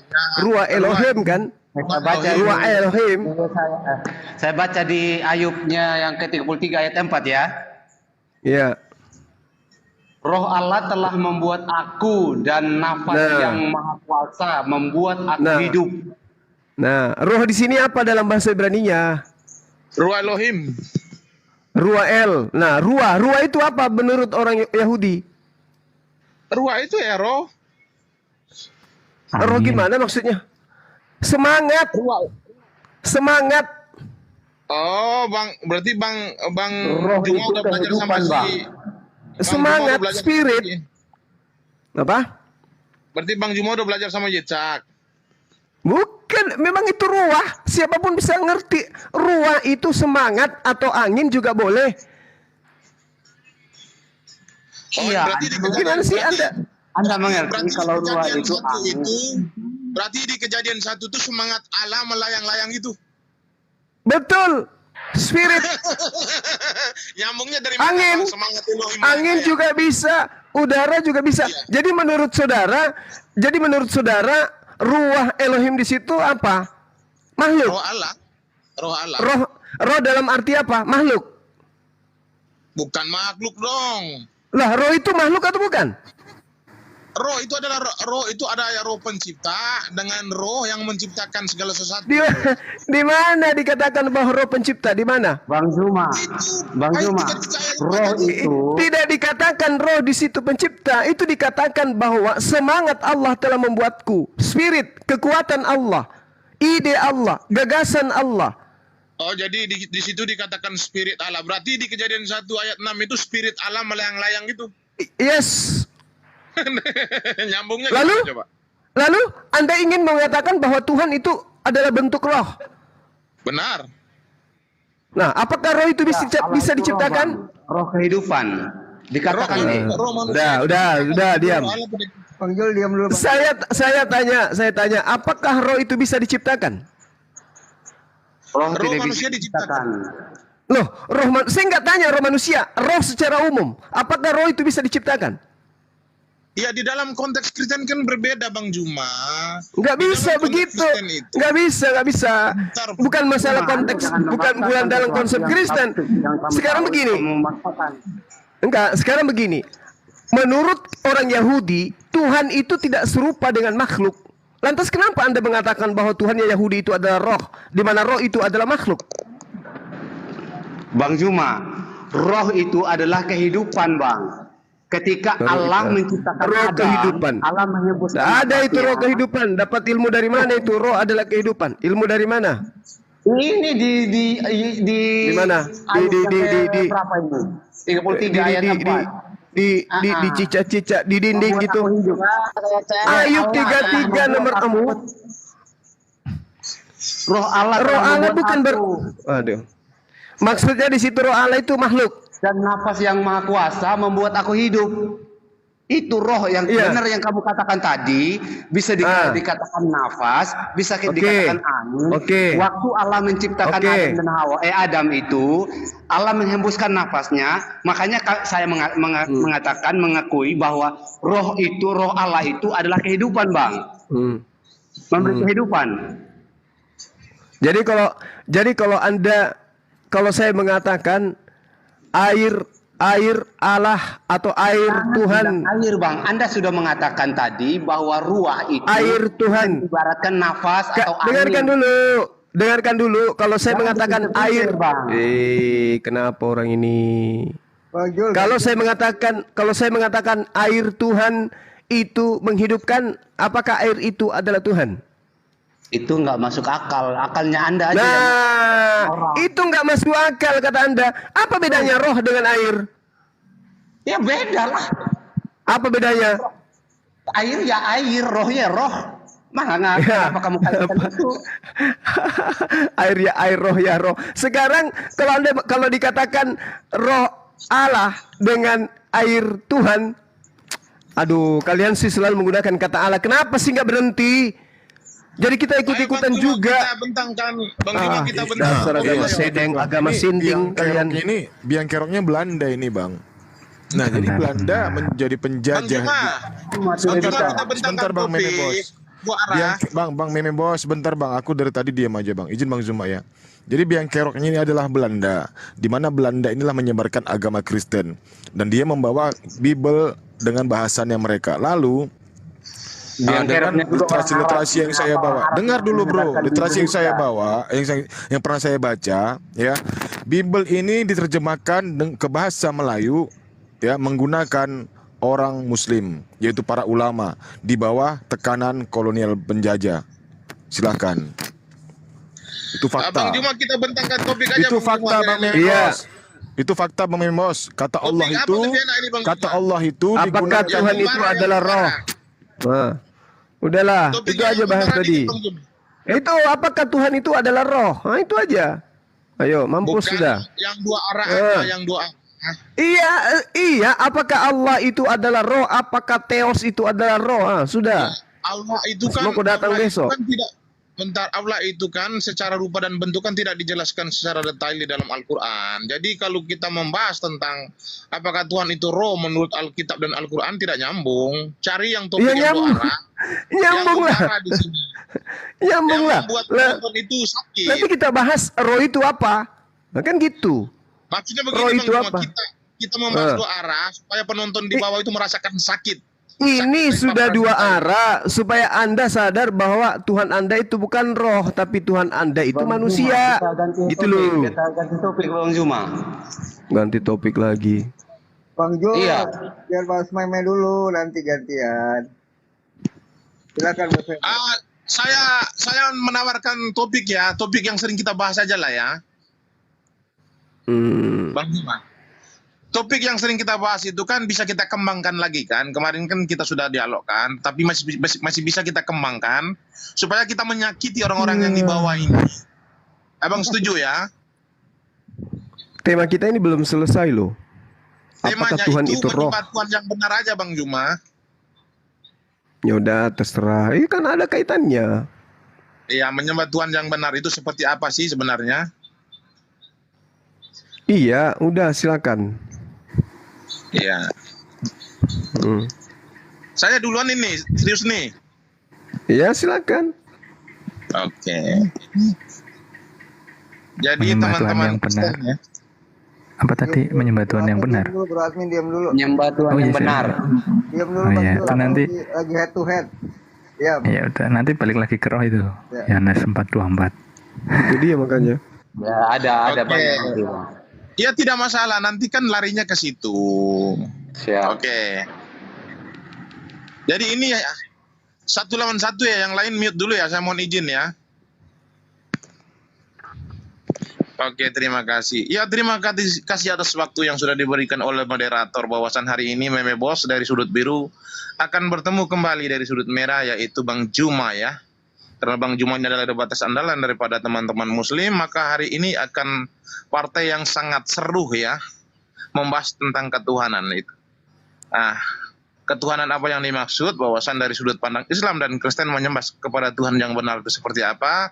Baik, saya akan memaparkan Tuhan yang benar di dalam Kristen itu. Pertama, jangan menuhankan Tuhan hasil imajinasi manusia ya. Saya sudah menekankan dari kemarin, tetapi saudara-saudara belum sadar juga bahwasan menuhankan Tuhan hasil imajinasi manusia adalah syirik. Itu adalah hasil karya manusia, tidak boleh. Jadi kalau mau menuhankan Tuhan yang benar, harus Tuhan itu berekstensi, Tuhan bisa menunjukkan kemahakuasaannya kepada ciptaannya ketika dia mengklaim bahwasan dia adalah maha kuasa dan maha besar. Tetapi kalau Tuhan hasil imajinasi manusia, sudah saya tegaskan bahwasan Tuhan hasil imajinasi manusia, hasil rekayasa manusia, dia tidak akan bisa membuktikan apa-apa kepada manusia. Itu harus dipahami dulu. Bertobatlah saudara-saudaraku bahwasan hari penghakiman sudah dekat. Jadi jangan pernah menuhankan Tuhan hasil imajinasi manusia, jangan pernah menuhankan Tuhan hasil rekayasa manusia. Tetapi kekristenan tidak pernah menuhankan Tuhan hasil imajinasi manusia, tetapi Tuhannya orang Kristen adalah Tuhan yang konkret. Tuhannya orang Kristen bisa membuktikan ketika dia mengklaim bahwasan dia adalah maha kuasa, dia pencipta, maka dia membuktikan kepada orang Israel bahwasan dia adalah Tuhan yang benar. Jadi Tuhan yang benar itu di dalam Kristen harus konkret. Jikalau Anda punya akal, maka kembalilah kepada orang Kristen yang telah menyembah kepada Tuhan yang konkret, bukan Tuhan hasil imajinasi manusia yang tidak bisa membuktikan apa-apa kepada kalian. Saya tegaskan sekali lagi bahwasan jikalau ingin menyembah kepada Tuhan yang benar, kembalilah kepada orang Kristen yang punya akal, yang selalu mencari tahu tentang siapa Tuhan itu, dan bisa menjelaskan keberadaan Tuhan di mana, dan bisa menjelaskan hakikat Tuhan, dan bisa menunjukkan pembuktian-pembuktian kemahakuasaan Tuhan kepada orang-orang Israel. Untuk sementara itu saja dulu, mungkin Bang Juma akan melanjutkan paparan-paparan dia berkaitan tentang Tuhan yang benar di dalam konsep Islam. Assalamualaikum warahmatullahi wabarakatuh. Sallu alaihi. Iya, baik. Bismillahirrahmanirrahim. Assalamualaikum warahmatullahi wabarakatuh. Jadi saudara Meme ini membawa tema ya teman-teman sekalian terkait dengan konsep Tuhan yang benar itu seperti apa ya. Jadi yang pasti di Islam itu Tuhan itu Khalik. Apa itu Khalik? Bukan ciptaan. Bukan sesuatu yang diadakan. Ya, itulah Tuhan di dalam Islam. Disebut Khalik, pencipta. Jadi segala sesuatu yang nyata dicipta lalu kemudian dianggap Tuhan, itu artinya yang mempertuhankan itu mencoba untuk berimajinasi bahwa makhluk yang unik ini itu adalah Tuhan. Jadi kalau ada manusia mempertuhankan sesamanya manusia, berarti dia berimajinasi bahwa manusia yang disunat pada hari ke-8 ini adalah Tuhan. Itu imajinasi konyol. Karena di dalam pemahaman Tuhan yang Khalik, Allah mengatakan dirinya Al-Batin, Al-Wali. Allah maha memerintah segala sesuatu. Allah itu kemudian maha gaib. Al-Batin maha gaib. Dia tersembunyi dari penglihatan makhluknya. Tidak ada penglihatan yang bisa mencapainya. Itu baru disebut Tuhan. Bukan karena ketidakadaannya sampai tidak bisa terlihat. Tidak. Tetapi dia memang Al-Batin. Maha gaib. Tidak ada yang bisa melihatnya. Karena dia Al-Batin. Maha gaib, tersembunyi dari penglihatan makhluk. Karena sesuatu yang bisa dilihat oleh makhluk, itu sudah pasti adalah makhluk. Sesuatu yang makhluk, sudah pasti bukan Khalik. Sesuatu yang bukan Khalik, sudah pasti ciptaan. Sesuatu yang ciptaan, jika dituhankan, maka penyembahnya adalah manusia berimajinasi error. Jelas itu. Jadi Tuhan yang benar itu Al-Batin, Maha Gaib. Bapak yang mengutus aku, kamu tidak bisa mendengarkan suaranya, wajahnya pun tidak bisa kau lihat. Maha gaib dia. Tapi dia ada. Wujud. Dia ada. Tapi gaib. Nah, itulah hebatnya umat Islam. Sama seperti Tuhannya Bani Israel. Gaib. Tidak ada manusia yang bisa melihat Tuhan itu. Saya kira begitu sebagai pengantar ya. Kiranya saudara Meme Bos jangan berimajinasi anaknya Om Yusuf ya dianggap sebagai Tuhan. Silakan. Silakan Bos Meme. Ya Pak, terima kasih Pak Farhan. Bang Juma sangat bagus sekali ya. Memang ini sangat menyakitkan ya. Tetapi lebih sakit lagi ketika Meme Bos akan menjelaskan berkaitan tentang menyembah kepada Tuhan yang benar ya. Menyembah kepada Tuhan yang benar di dalam Kristen sudah saya tekankan tadi bahwasan Tuhan harus konkret. Konkret, apa yang dimaksud konkret? Bisa membuktikan ketika dia berbicara. Tuhan di dalam Kristen itu harus mempunyai saksi-saksi. Dan kalau Tuhan tidak punya saksi-saksi, saya katakan itu adalah omong kosong. Saya memberikan satu analogi kepada seseorang ya. Ketika seseorang mengklaim bahwasan dia bertemu dengan seseorang di pinggir jalan, lalu dia mengatakan kepada orang lain bahwasan saya tadi bertemu dengan seseorang yang bernama Zulkifli Abbas di sana. Lalu orang akan bertanya, apakah benar perkataan kamu itu? Siapa yang menjadi saksi ketika kamu bertemu dengan Zulkifli Abbas? Beliau mengatakan bahwasan saya sendirilah yang mengatakan. Tidak ada saksi di situ. Itu kalau masuk di dalam dunia pengadilan, maka di situ dikategorikan akan dicampakkan. Ini tidak masuk. Tuhan yang kami imani adalah Tuhan yang konkret. Ketika dia berbicara, dia bisa membuktikan. Contoh, Yesus berkata, aku tidak membutuhkan kesaksian dari manusia. Perkataan-perkataanku ini tidak saya butuhkan dari saksi manusia. Tetapi yang saya butuhkan itu adalah Bapa yang menjadi saksi. Tetapi bagi orang Israel, ini akan sangat konyol. Bapak yang goib itu harus menjadi saksi untuk mereka. Ini konyol. Tetapi tidak. Bapak itu akan menjadi saksi ketika Petrus dan Yohanes mereka naik di gunung ketika mereka menemani Yesus untuk berdoa. Maka Bapak itu menjadi saksi kepada mereka. Bapak itu berkata kepada mereka, dengarkanlah dia. Inilah anakku yang ku kasihi. Artinya perkataan-perkataan Yesus berkaitan tentang Tuhan yang Maha Kuasa ini adalah konkret dan benar-benar nyata. Karena yang menjadi saksi di situ adalah Tuhan itu sendiri yang menyampaikan kepada Petrus dan Yohanes. Di dalam kepengadilan, saksi dua orang itu sudah sah. Jadi kalau Anda mengatakan bahwasan kitab kami ataupun Tuhan kami itu adalah hasil rekayasa manusia ataupun hasil imajinasi manusia, itu tidak bisa. Tuhan kami adalah Tuhan yang konkret, yang bisa menyatakan kebenarannya itu melalui saksi-saksi. Contohnya seperti Musa ya. Musa naik ke Gunung Horeb, lalu dia turun dari Gunung Horeb, dia mengatakan kepada orang Israel, wahai saya tadi bertemu dengan Tuhan. Tuhan itu mengaku bahwasan dia Maha Kuasa, Maha segalanya. Memangnya orang Israel yang punya akal ini mau percaya? Ya orang itu nggak bakal percaya. Orang itu akan pasti mengatakan kepada Musa bahwa Musa, jangan berbicara kosong dan kami di sini. Memangnya kamu naik ke Gunung Horeb atau Gunung Sinai tadi, siapa yang mendampingi kamu dan siapa yang mendengar ketika kamu berbicara dengan Tuhan? Buktikan kepada kami jika memang kamu benar-benar berbicara kepada Tuhan. Lalu Tuhan menjadikan dirinya itu sebagai saksi bagi bangsa Israel. Dia mengatakan kepada Bani Israel, dalam 3 hari kemudian aku akan turun dalam berupa awan ataupun api. Supaya apa? Supaya maksud ketika aku berbicara dengan engkau, mereka senantiasa percaya kepada engkau untuk selama-lamanya. Benaran dalam 3 hari Tuhan turun dalam berupa awan ataupun api, disaksikan oleh jutaan orang Yahudi. Yesus juga demikian.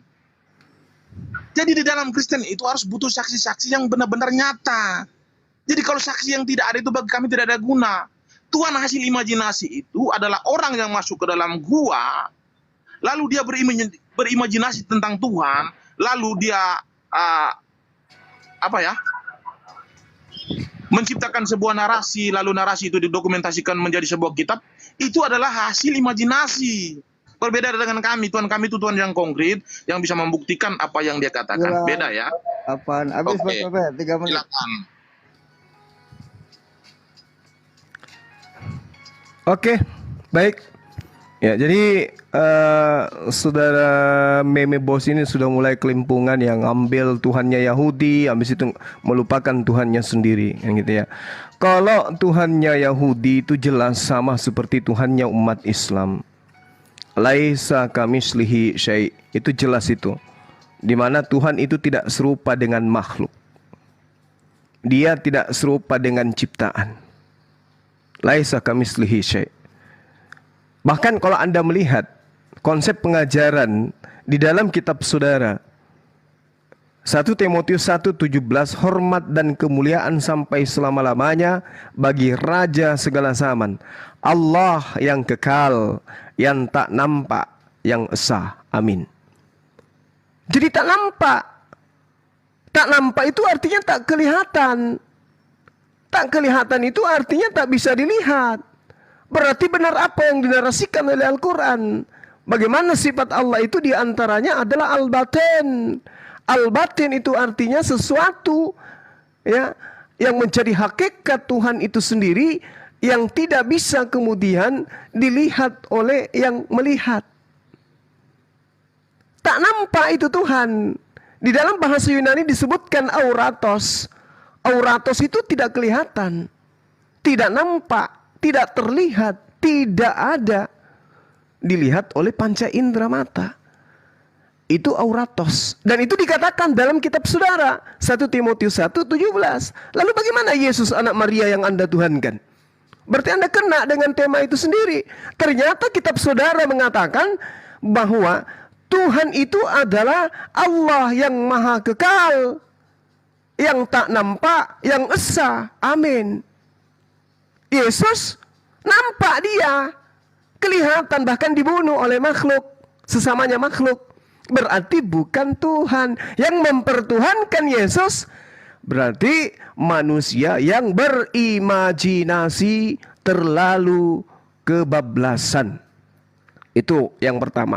Kemudian yang kedua, di dalam kitab saudara juga dikatakan, sebab kami tidak memperhatikan yang kelihatan, melainkan yang tidak kelihatan. Karena yang kelihatan adalah sementara, sementara yang tidak kelihatan adalah kekal. Di dalam bahasa Ibrani, auloios, artinya abadi, artinya kekal. Berarti Tuhan itu kekal, Tuhan itu abadi, berarti Tuhan itu tak nampak, berarti Tuhan itu tidak kelihatan, tapi ada. Kenapa dia ada? Karena dia kekal, dia abadi. Ukuran ada tidak adanya Tuhan tidak bisa diukur dengan mata manusia. Jadi kalau ada makhluk yang bisa dilihat bahkan dibunuh oleh manusia lalu dituhankan, maka dia yang menuhankan itu adalah manusia yang sedang berfantasi ria, lagi berhalusinasi, lagi menghayal. Ya, itulah sesembahan yang kemudian dihasilkan dari hasil imajinasi, menghayal. Kenapa menghayal? Karena kitabnya sendiri membantah. Sebab kami tidak memperhatikan yang kelihatan, melainkan yang tak kelihatan. Karena yang kelihatan adalah sementara. Yesus kelihatan, Yesus sementara. Sedangkan yang tidak kelihatan adalah kekal. Allah Subhanahu wa ta'ala al-batin, tak kelihatan, wujudnya ada tapi tak kelihatan. Au ionios, dia adalah abadi, dia adalah kekal. Silakan Anda menarasikan Tuhan Anda yang adalah Yesus untuk seperti Tuhan kami, au ionios, abadi, kekal, tak nampak dan tak terlihat. Silakan. Baik, terima kasih atas waktu yang sudah diberikan kepada saya, yaitu paparan dari Bang Juma sangat bagus sekali. Beliau mengatakan bahwasan Tuhan kami itu adalah Tuhan yang tidak bisa dijangkau oleh manusia. Saya hanya ingin mengatakan kepada Bang Juma bahwasan di dalam Kristen juga mengimani bahwasan Tuhan kami itu tidak akan bisa dijangkau oleh makhluk. Tuhan kami tidak akan bisa dilihat oleh kasat mata. Berarti Tuhan kami adalah goib. Lalu kenapa Tuhan kami bisa menjadi manusia? Kita lihat di Kejadian 18 ayat 14. Kenapa Tuhan kami bisa menjadi manusia? Adakah sesuatu apapun yang mustahil untuk Tuhan? Dengar baik-baik ya. Tuhan kami adalah Tuhan yang maha kuasa. Tuhan kami adalah Tuhan yang goib yang tidak bisa dijangkau oleh manusia. Lalu bagaimana dia bisa menjadi manusia? Kejadian 18 ayat 14. Adakah sesuatu apapun yang mustahil untuk Tuhan? Maka Yesus lebih mempertegas lagi bahwasan bagi manusia mustahil tetapi tidak untuk Allah. Kenapa dia bisa menjadi manusia? Apa alasannya? Kita kutip lagi di Kejadian 35 ayat 11. Lagi firman Allah kepadanya, akulah Allah yang maha kuasa. Tuhan saya itu mengklaim bahwasan dia adalah maha kuasa. Maka tidak ada yang mustahil untuk dia. Tetapi kalau ada Tuhan yang mustahil, itu adalah Tuhan hasil imajinasi manusia. Harus dipahami dulu ya, buat kalian yang ada di bawah ya. Tuhan yang tidak bisa menjadi manusia adalah Tuhan hasil imajinasi manusia. Kenapa? Karena itu adalah sebuah klaim yang dilakukan oleh seseorang yang masuk ke dalam gua, yang mengatakan bahwasan Tuhan dia bernama Ariel Peter Pan yang maha kuasa, maha pencipta. Tetapi dia tidak bisa membuktikan apa-apa kepada orang-orang yang diwartakan oleh dia. Nah, ini akan sangat kacau kepada orang-orang yang berintelektual, yang punya akal. Tetapi bagi kami orang yang punya akal, ketika Tuhan kami mengklaim bahwasan dia maha kuasa, maka dia bisa menjadi manusia, maka Tuhan mengatakan bahwasan tidak ada mustahil bagi dia. Tetapi Tuhan adalah Tuhan yang mustahil, yang tidak akan bisa menjadi manusia. Seseorang mengklaim bahwasan dia adalah seorang pemain bola yang hebat, dia harus buktikan ketika dia bermain bola dan disaksikan oleh orang-orang. Tetapi kalau seseorang hanya mengklaim bahwasan dia adalah pemain bola yang hebat, tetapi hanya klaim-klaim kosong, dan tidak bisa membuktikan kepada orang-orang, itu namanya hasil imajinasi. Nah, sama seperti Tuhan yang Anda imani ini, seseorang masuk ke dalam gua, lalu dia berimajinasi tinggi. Ketika dia berimajinasi, dia menciptakan sebuah narasi bahwasan Tuhan saya ini bernama Ariel Peter Pan, dia maha kuasa, maha pencipta, lalu dia dokumentasikan menjadi sebuah kitab, lalu wartakan kepada orang-orang. Ketika orang-orang menuntut, tunjukkan bahwasan Tuhan Anda maha kuasa. Ya tidak bisa dong. Mana bisa dia tunjukkan bahwasan Tuhan dia maha kuasa? Karena memang Tuhan dia itu hasil imajinasi manusia. Tetapi Tuhan kami, ketika kalian menuntut, tunjukkanlah bahwasan Tuhan kalian maha kuasa. Saya akan bentangkan Alkitab di sini. Kalian sadar bahwasan di dalam Alkitab sangat dijelaskan bahwasan Tuhan kami adalah maha kuasa, dan dia bisa membuktikan bahwasan dia adalah maha kuasa. Salah satu contoh saya mengatakan tadi bahwasan Tuhan kami bisa menjadi manusia, bisa menjadi awan, bisa menjadi api. Memang sangat sakit untuk mendengar paparan saya ini, sakit. Lanjut.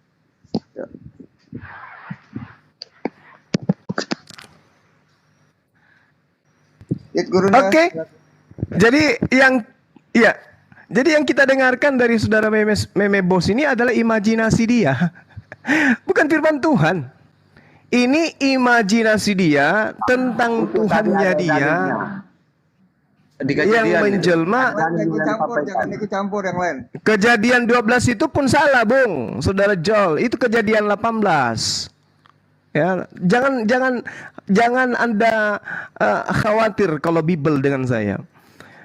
Jadi yang Anda uraikan itu adalah imajinasi Anda. Tuhan kami maha kuasa, tidak ada yang mustahil bagi Tuhan kami, sehingga Tuhan kami bisa menjadi manusia.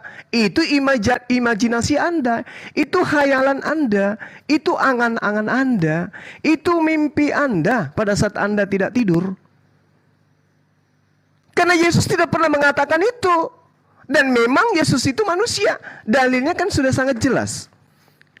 Yang menyedihkan di sini adalah ketika Anda mengatakan Tuhan kami bukan makhluk, Yesus makhluk. Tuhan kami gaib, Yesus tidak gaib. Tuhan kami tidak terlihat, Yesus terlihat, bahkan dibunuh. Lalu sesuatu yang terlihat, sesuatu yang makhluk, sesuatu yang nampak, sesuatu yang tidak gaib, Anda katakan Tuhan, itulah imajinasi Anda. Jadi Anda sedang menyampaikan, ini loh ketuhanan kami didukung oleh imajinasi 1.000.000%. Kitab yang Anda gunakan, ketika Tuhan menyatakan tidak ada yang mustahil bagi Tuhan, itu Tuhan sedang membahas tentang Abraham akan diberikan seorang anak kepada istrinya Sarah yang sudah mandul.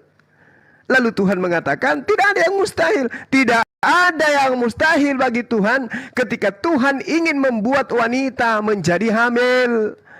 Bukan berarti tidak ada yang mustahil bagi Tuhan untuk menciptakan dirinya menjadi kembar, atau menciptakan dirinya menjadi makhluk, atau menciptakan dirinya menjadi mati. Itu nggak disifati Tuhan. Makanya Anda pahami dulu apa itu Khalik, pencipta. Pahami dulu kitabnya orang Yahudi tentang Tuhan, supaya Anda bisa membedakan antara Tuhan dan Tuan, antara sendok dan garpu. Anda harus bedakan itu, antara ciptaan dan pencipta, antara Khalik dan makhluk. Supaya Anda tidak berimajinasi. Antara yang mengutus Yesus dan Yesus itu sendiri, menurut Yesus, dua hakikat, dua pribadi, dua hal, sesuatu yang berbeda. Satu pencipta, satu ciptaan. Tolonglah, berdialog itu gunakan akal sehat. Kalau Anda mengatakan Tuhan Anda Maha Kuasa, Yesus bagaimana dong? Oh, Tuhan kami itu tidak bisa dilihat. Tuhan kami itu bukan makhluk. Tuhan kami itu gaib. Lalu kemudian menjadi makhluk. Lalu kemudian menjadi terlihat. Lalu kemudian menjadi tidak gaib, tapi nyata, terlihat. Itu bukan Tuhan.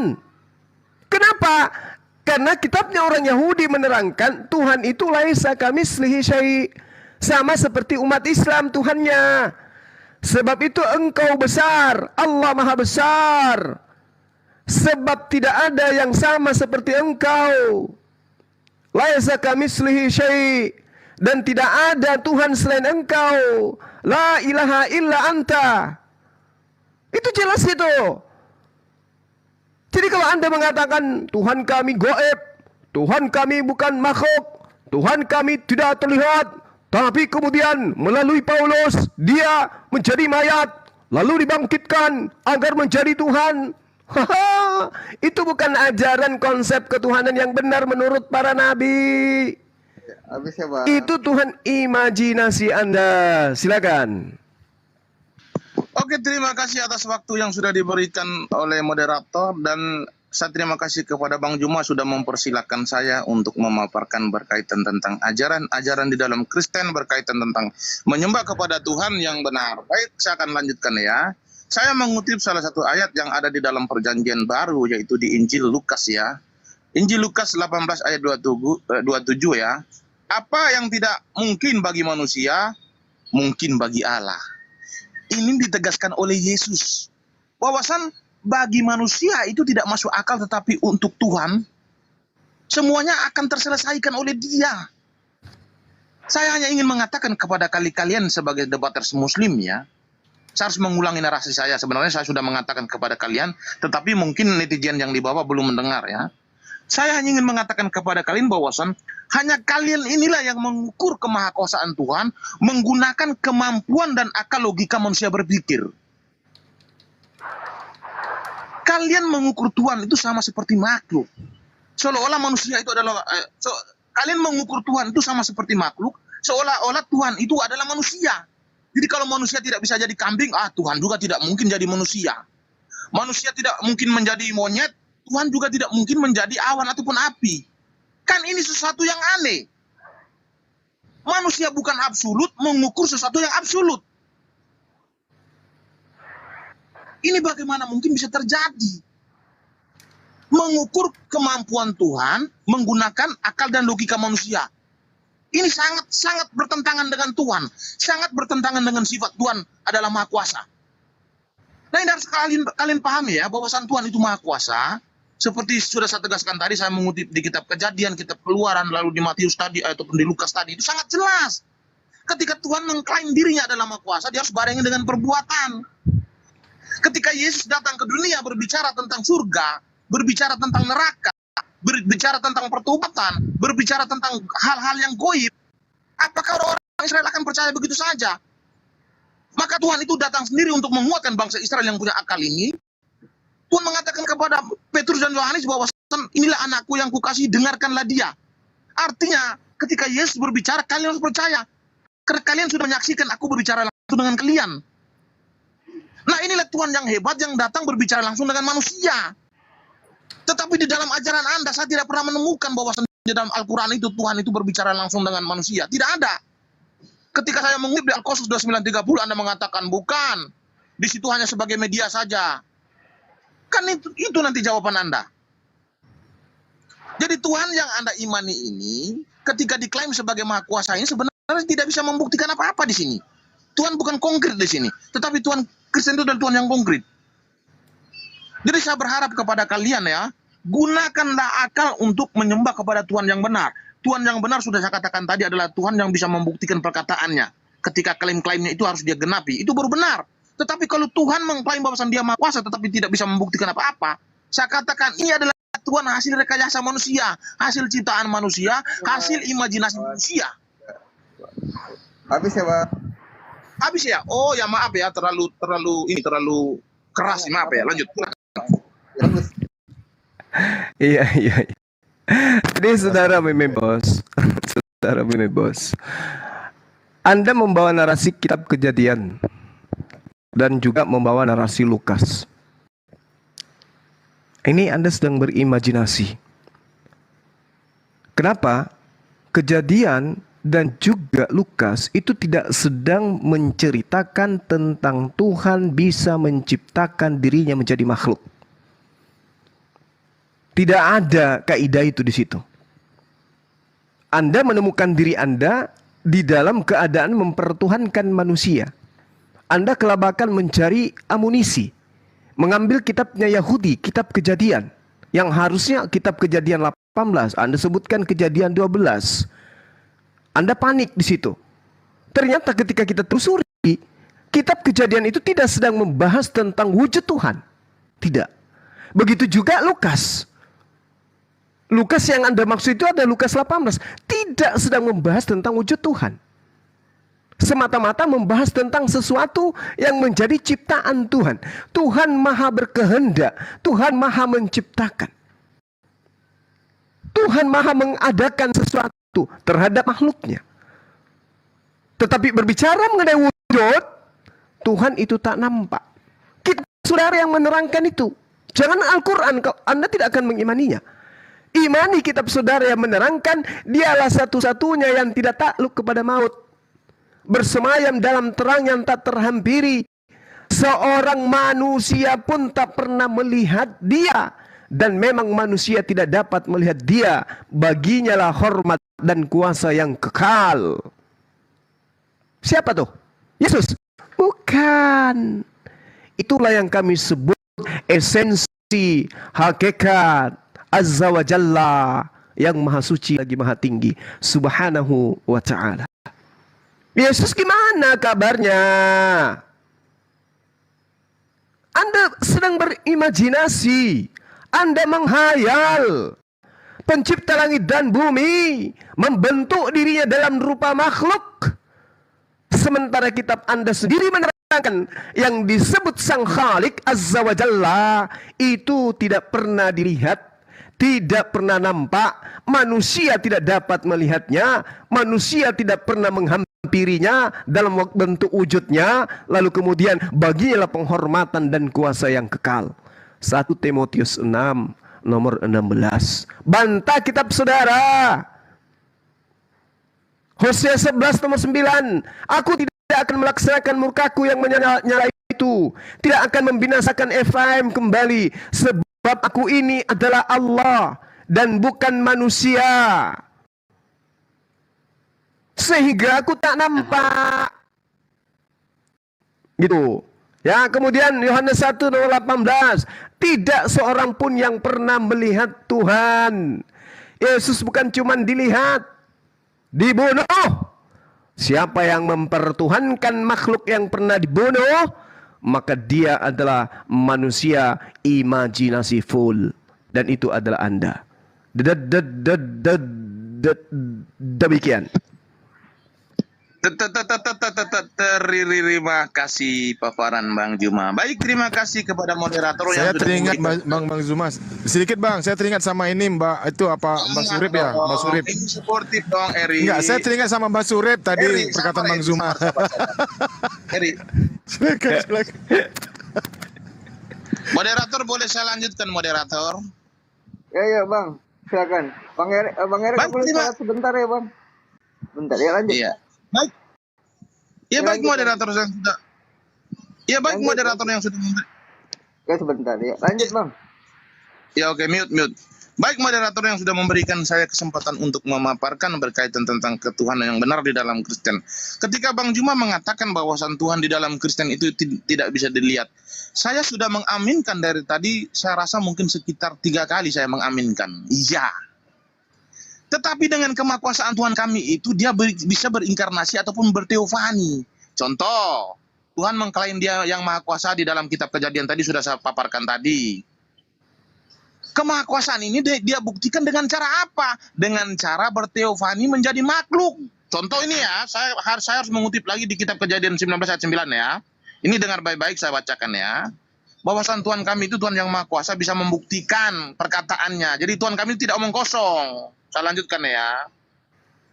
Kitab Kejadian 19 ayat 9, tetapi mereka berkata,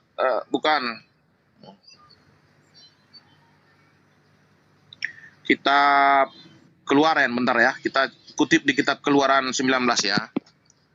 Jadi Bang Juma mengatakan bahwasan Tuhan kami itu menjadi manusia ataupun menjadi makhluk. Saya katakan iya benar. Itu untuk membuktikan kemahakuasaan dia. Makanya dia bisa menjadi makhluk. Berbeda dengan Tuhan yang Anda sembah itu tidak bisa menjadi makhluk karena itu hanyalah klaim. Klaim itu dilakukan oleh siapa?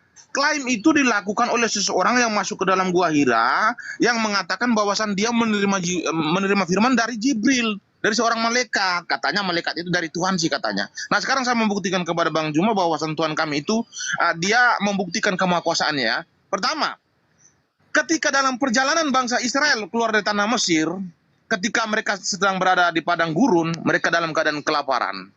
Maka mereka menuntut kepada Musa, Musa, engkau membawa kami di sini hanya untuk membunuh kami. Kami di sini sedang dalam kelaparan. Tetapi apa? Musa berseru kepada Tuhan. Lalu hujan roti turun dari langit disaksikan oleh jutaan orang Yahudi. Nah inilah satu pembuktian kemahakuasaan Tuhan itu harus disaksikan oleh banyak orang. Kejadian-kejadian seperti ini yang tidak saya temukan di dalam Al-Quran. Tidak ada. Makanya ketika saya mengatakan bahwasan Tuhan yang Anda imani hasil imajinasi, Anda harus terima. Karena memang Tuhan yang Anda klaim sebagai maha kuasa ini tidak bisa membuktikan apa-apa. Tetapi tidak untuk di dalam Alkitab. Ketika Tuhan mengklaim bahwasan dia maha kuasa, dia barengi dengan perbuatan dia dan disaksikan oleh banyak orang. Bahkan jutaan orang Yahudi yang dibawa Musa dari tanah Mesir untuk masuk ke tanah Kanaan. Mereka memungut roti itu lalu mereka memakannya. Mereka melihat dengan mata kepala sendiri Tuhan. Mereka melihat dengan mata kepala sendiri roti itu jatuh dari langit seperti hujan. Lalu ketika bangsa Israel mengeluh lagi kepada Musa, lalu Tuhan berbicara kepada Musa di Keluaran 19 ayat 9 sampai habis. Berfirmanlah Tuhan kepada Musa, sesungguhnya aku akan datang kepadamu dalam awan yang tebal dengan maksud supaya dapat didengar oleh bangsa itu apabila aku berbicara dengan engkau, dan juga supaya mereka senantiasa percaya kepadamu untuk selama-lamanya. Di sini Tuhan mengatakan bahwasan dia akan datang dalam berupa awan ataupun api untuk berbicara langsung kepada Musa supaya bangsa Israel itu mendengarkan ketika dia berbicara dengan Musa. Inilah satu pembuktian ketika dia mengklaim bahwasan dia maha kuasa. Dan ayat-ayat seperti ini saya tidak pernah temukan di dalam Al-Quran. Tidak ada. Karena memang apa? Karena memang itu adalah hasil imajinasi manusia. Berbeda. Oke, maaf. Silakan lanjut. Maaf kalau sudah menyakiti teman-teman yang ada di sini. Maaf ya. Santai. Ya. Jadi kalau Anda berbicara tentang hal yang kemudian Anda uraikan di dalam kitabnya agama Yahudi, itu di Islam juga sama. Di surah Al-Baqarah juga itu diterangkan bagaimana kemudian Allah menurunkan makanan dari langit. Itu yang perlu saudara pahami. Bahkan dalam pengajaran kami umat Islam ada satu surah yang menceritakan tentang Bani Israel, di mana kemudian Allah Subhanahu wa taala itu menurunkan hidangan dari langit. Al-Maidah. Itu adalah hidangan yang diturunkan oleh Allah kepada kaumnya Nabi Musa, kaumnya Nabi Isa alaihissalam. Anda keliru di situ. Jadi Tuhan yang kami sembah itu sama. Yang menjadi permasalahan sekarang ini adalah Tuhan saudara. Tuhan saudara yang bermasalah ini, yang adalah manusia, yang adalah hasil imajinasi Paulus itu sendiri. Kenapa saya katakan itu adalah hasil imajinasi? Karena itu sama dengan cerita-cerita paganisme. Bagaimana Dewa Horus, ya, yang lahir dari perawan Isis Mary pada tanggal 25 Desember. Sama imajinasi ini kemudian dibangun di dalam agama saudara. Kelahirannya pun ditandai dengan munculnya bintang dari timur. Coba. Anda harus memahami itu. Lalu kemudian bagaimana Dewa Mitra yang juga lahir dari seorang perawan yang juga lahirnya tanggal 25 Desember. Imajinasi ini juga masih diaminkan di dalam agama saudara. Bagaimana Dewa Atis juga 25 Desember. Imajinasi inilah kemudian yang masuk ke dalam pengajaran agama saudara. Sehingga Yesus anak manusia ini dianggap sebagai Tuhan. Jadi Osiris dari Mesir, Wakis dari Yunani, Buddha dari India, Salifana dari Bermuda dan seterusnya, itu adalah imajinasi yang kemudian lahir dalam perspektif pemahaman tentang yang maha kuasa oleh manusia-manusia pada zamannya.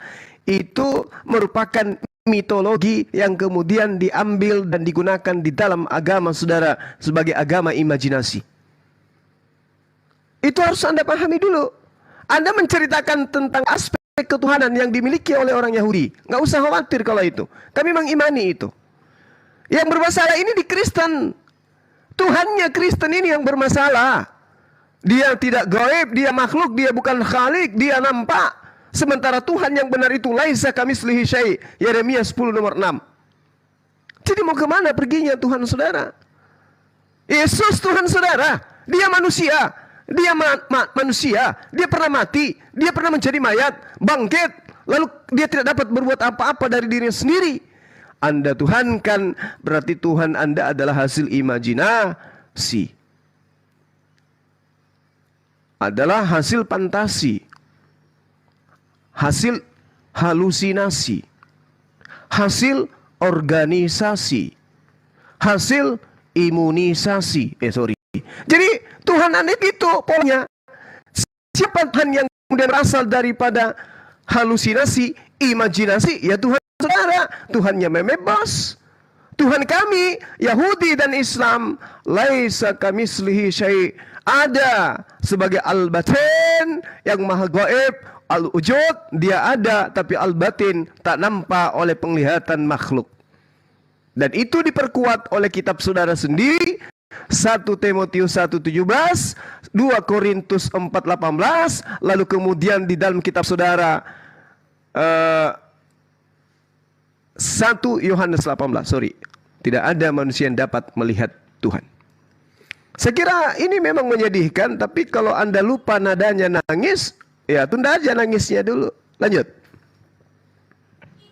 Oke, terima kasih atas waktu yang sudah diberikan Bang Juma kepada saya ya.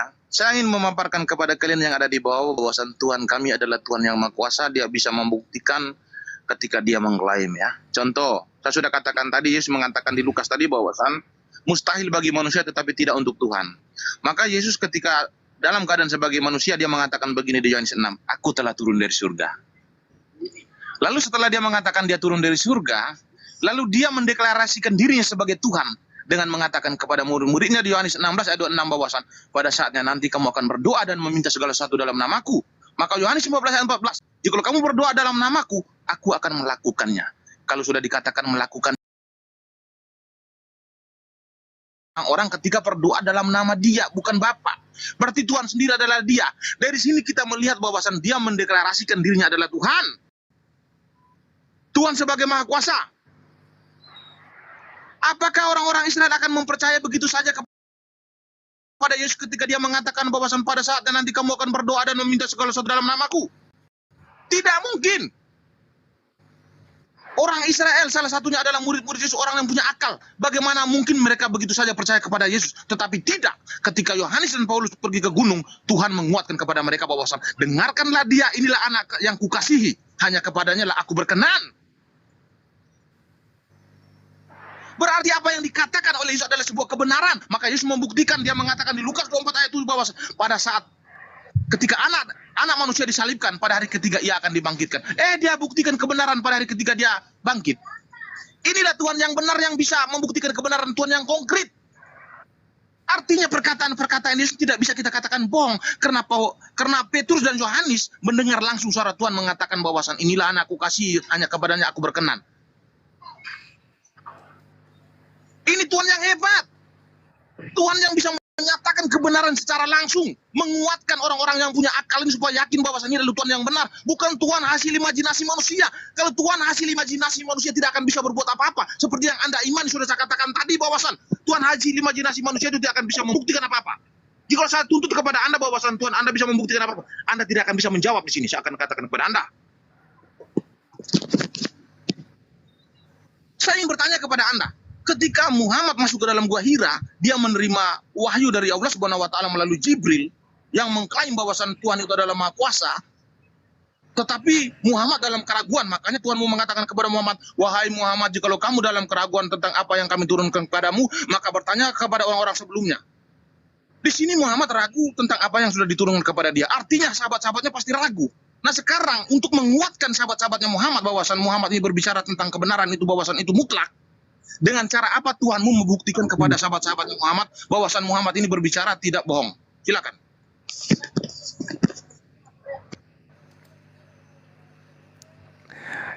Iya, baik. Jadi terlalu jauh ya, terlalu jauh untuk membuktikan itu. Kalau saudara sendiri ribut dengan kitab saudara, terlalu jauh.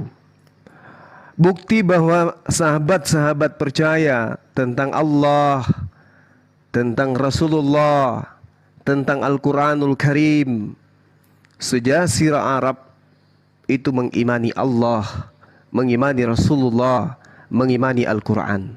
Itu bukti. Sekarang apa buktinya Yesus itu adalah pencipta, bukan Tuhan imajinasi? Yerusalem tidak mempertuhankan Yesus. Selesai. Yerusalem tidak mengimani kitab saudara sebagai firman Tuhan. Selesai. Sederhana itu. Sederhana. Nah, saya ingin membantu Anda untuk memahami. Tolong pejamkan mata Anda, fungsikan kuping saudara, pegangan yang kuat. Tutup mata, tapi kuping siaga. Dengarkan saya. Ada dua hal yang mesti Anda pahami. Yang pertama, pernyataan Tuhan kepada seluruh umat manusia terkait dengan esensinya berdasarkan Bible saudara yang cakupannya adalah umat terdahulu, umat pada masa Yesus, dan umat manusia setelahnya. Itu poin pertama. Yang kedua, poin hakikat Tuhan itu seperti apa? Apakah Tuhan itu makhluk? Apakah Tuhan itu punya kelemahan? Apakah Tuhan itu punya titik celah? Itu yang perlu Anda pahami. Tetap pejamkan mata, jangan buka mata Anda. Ya, seperti itu. Dengarkan. Di dalam kitab saudara, ketika berbicara mengenai konsep Tuhan, orang-orang Yahudi memahami dengan pasti bahwa Tuhan pencipta langit dan bumi itu tidak serupa dengan makhluk.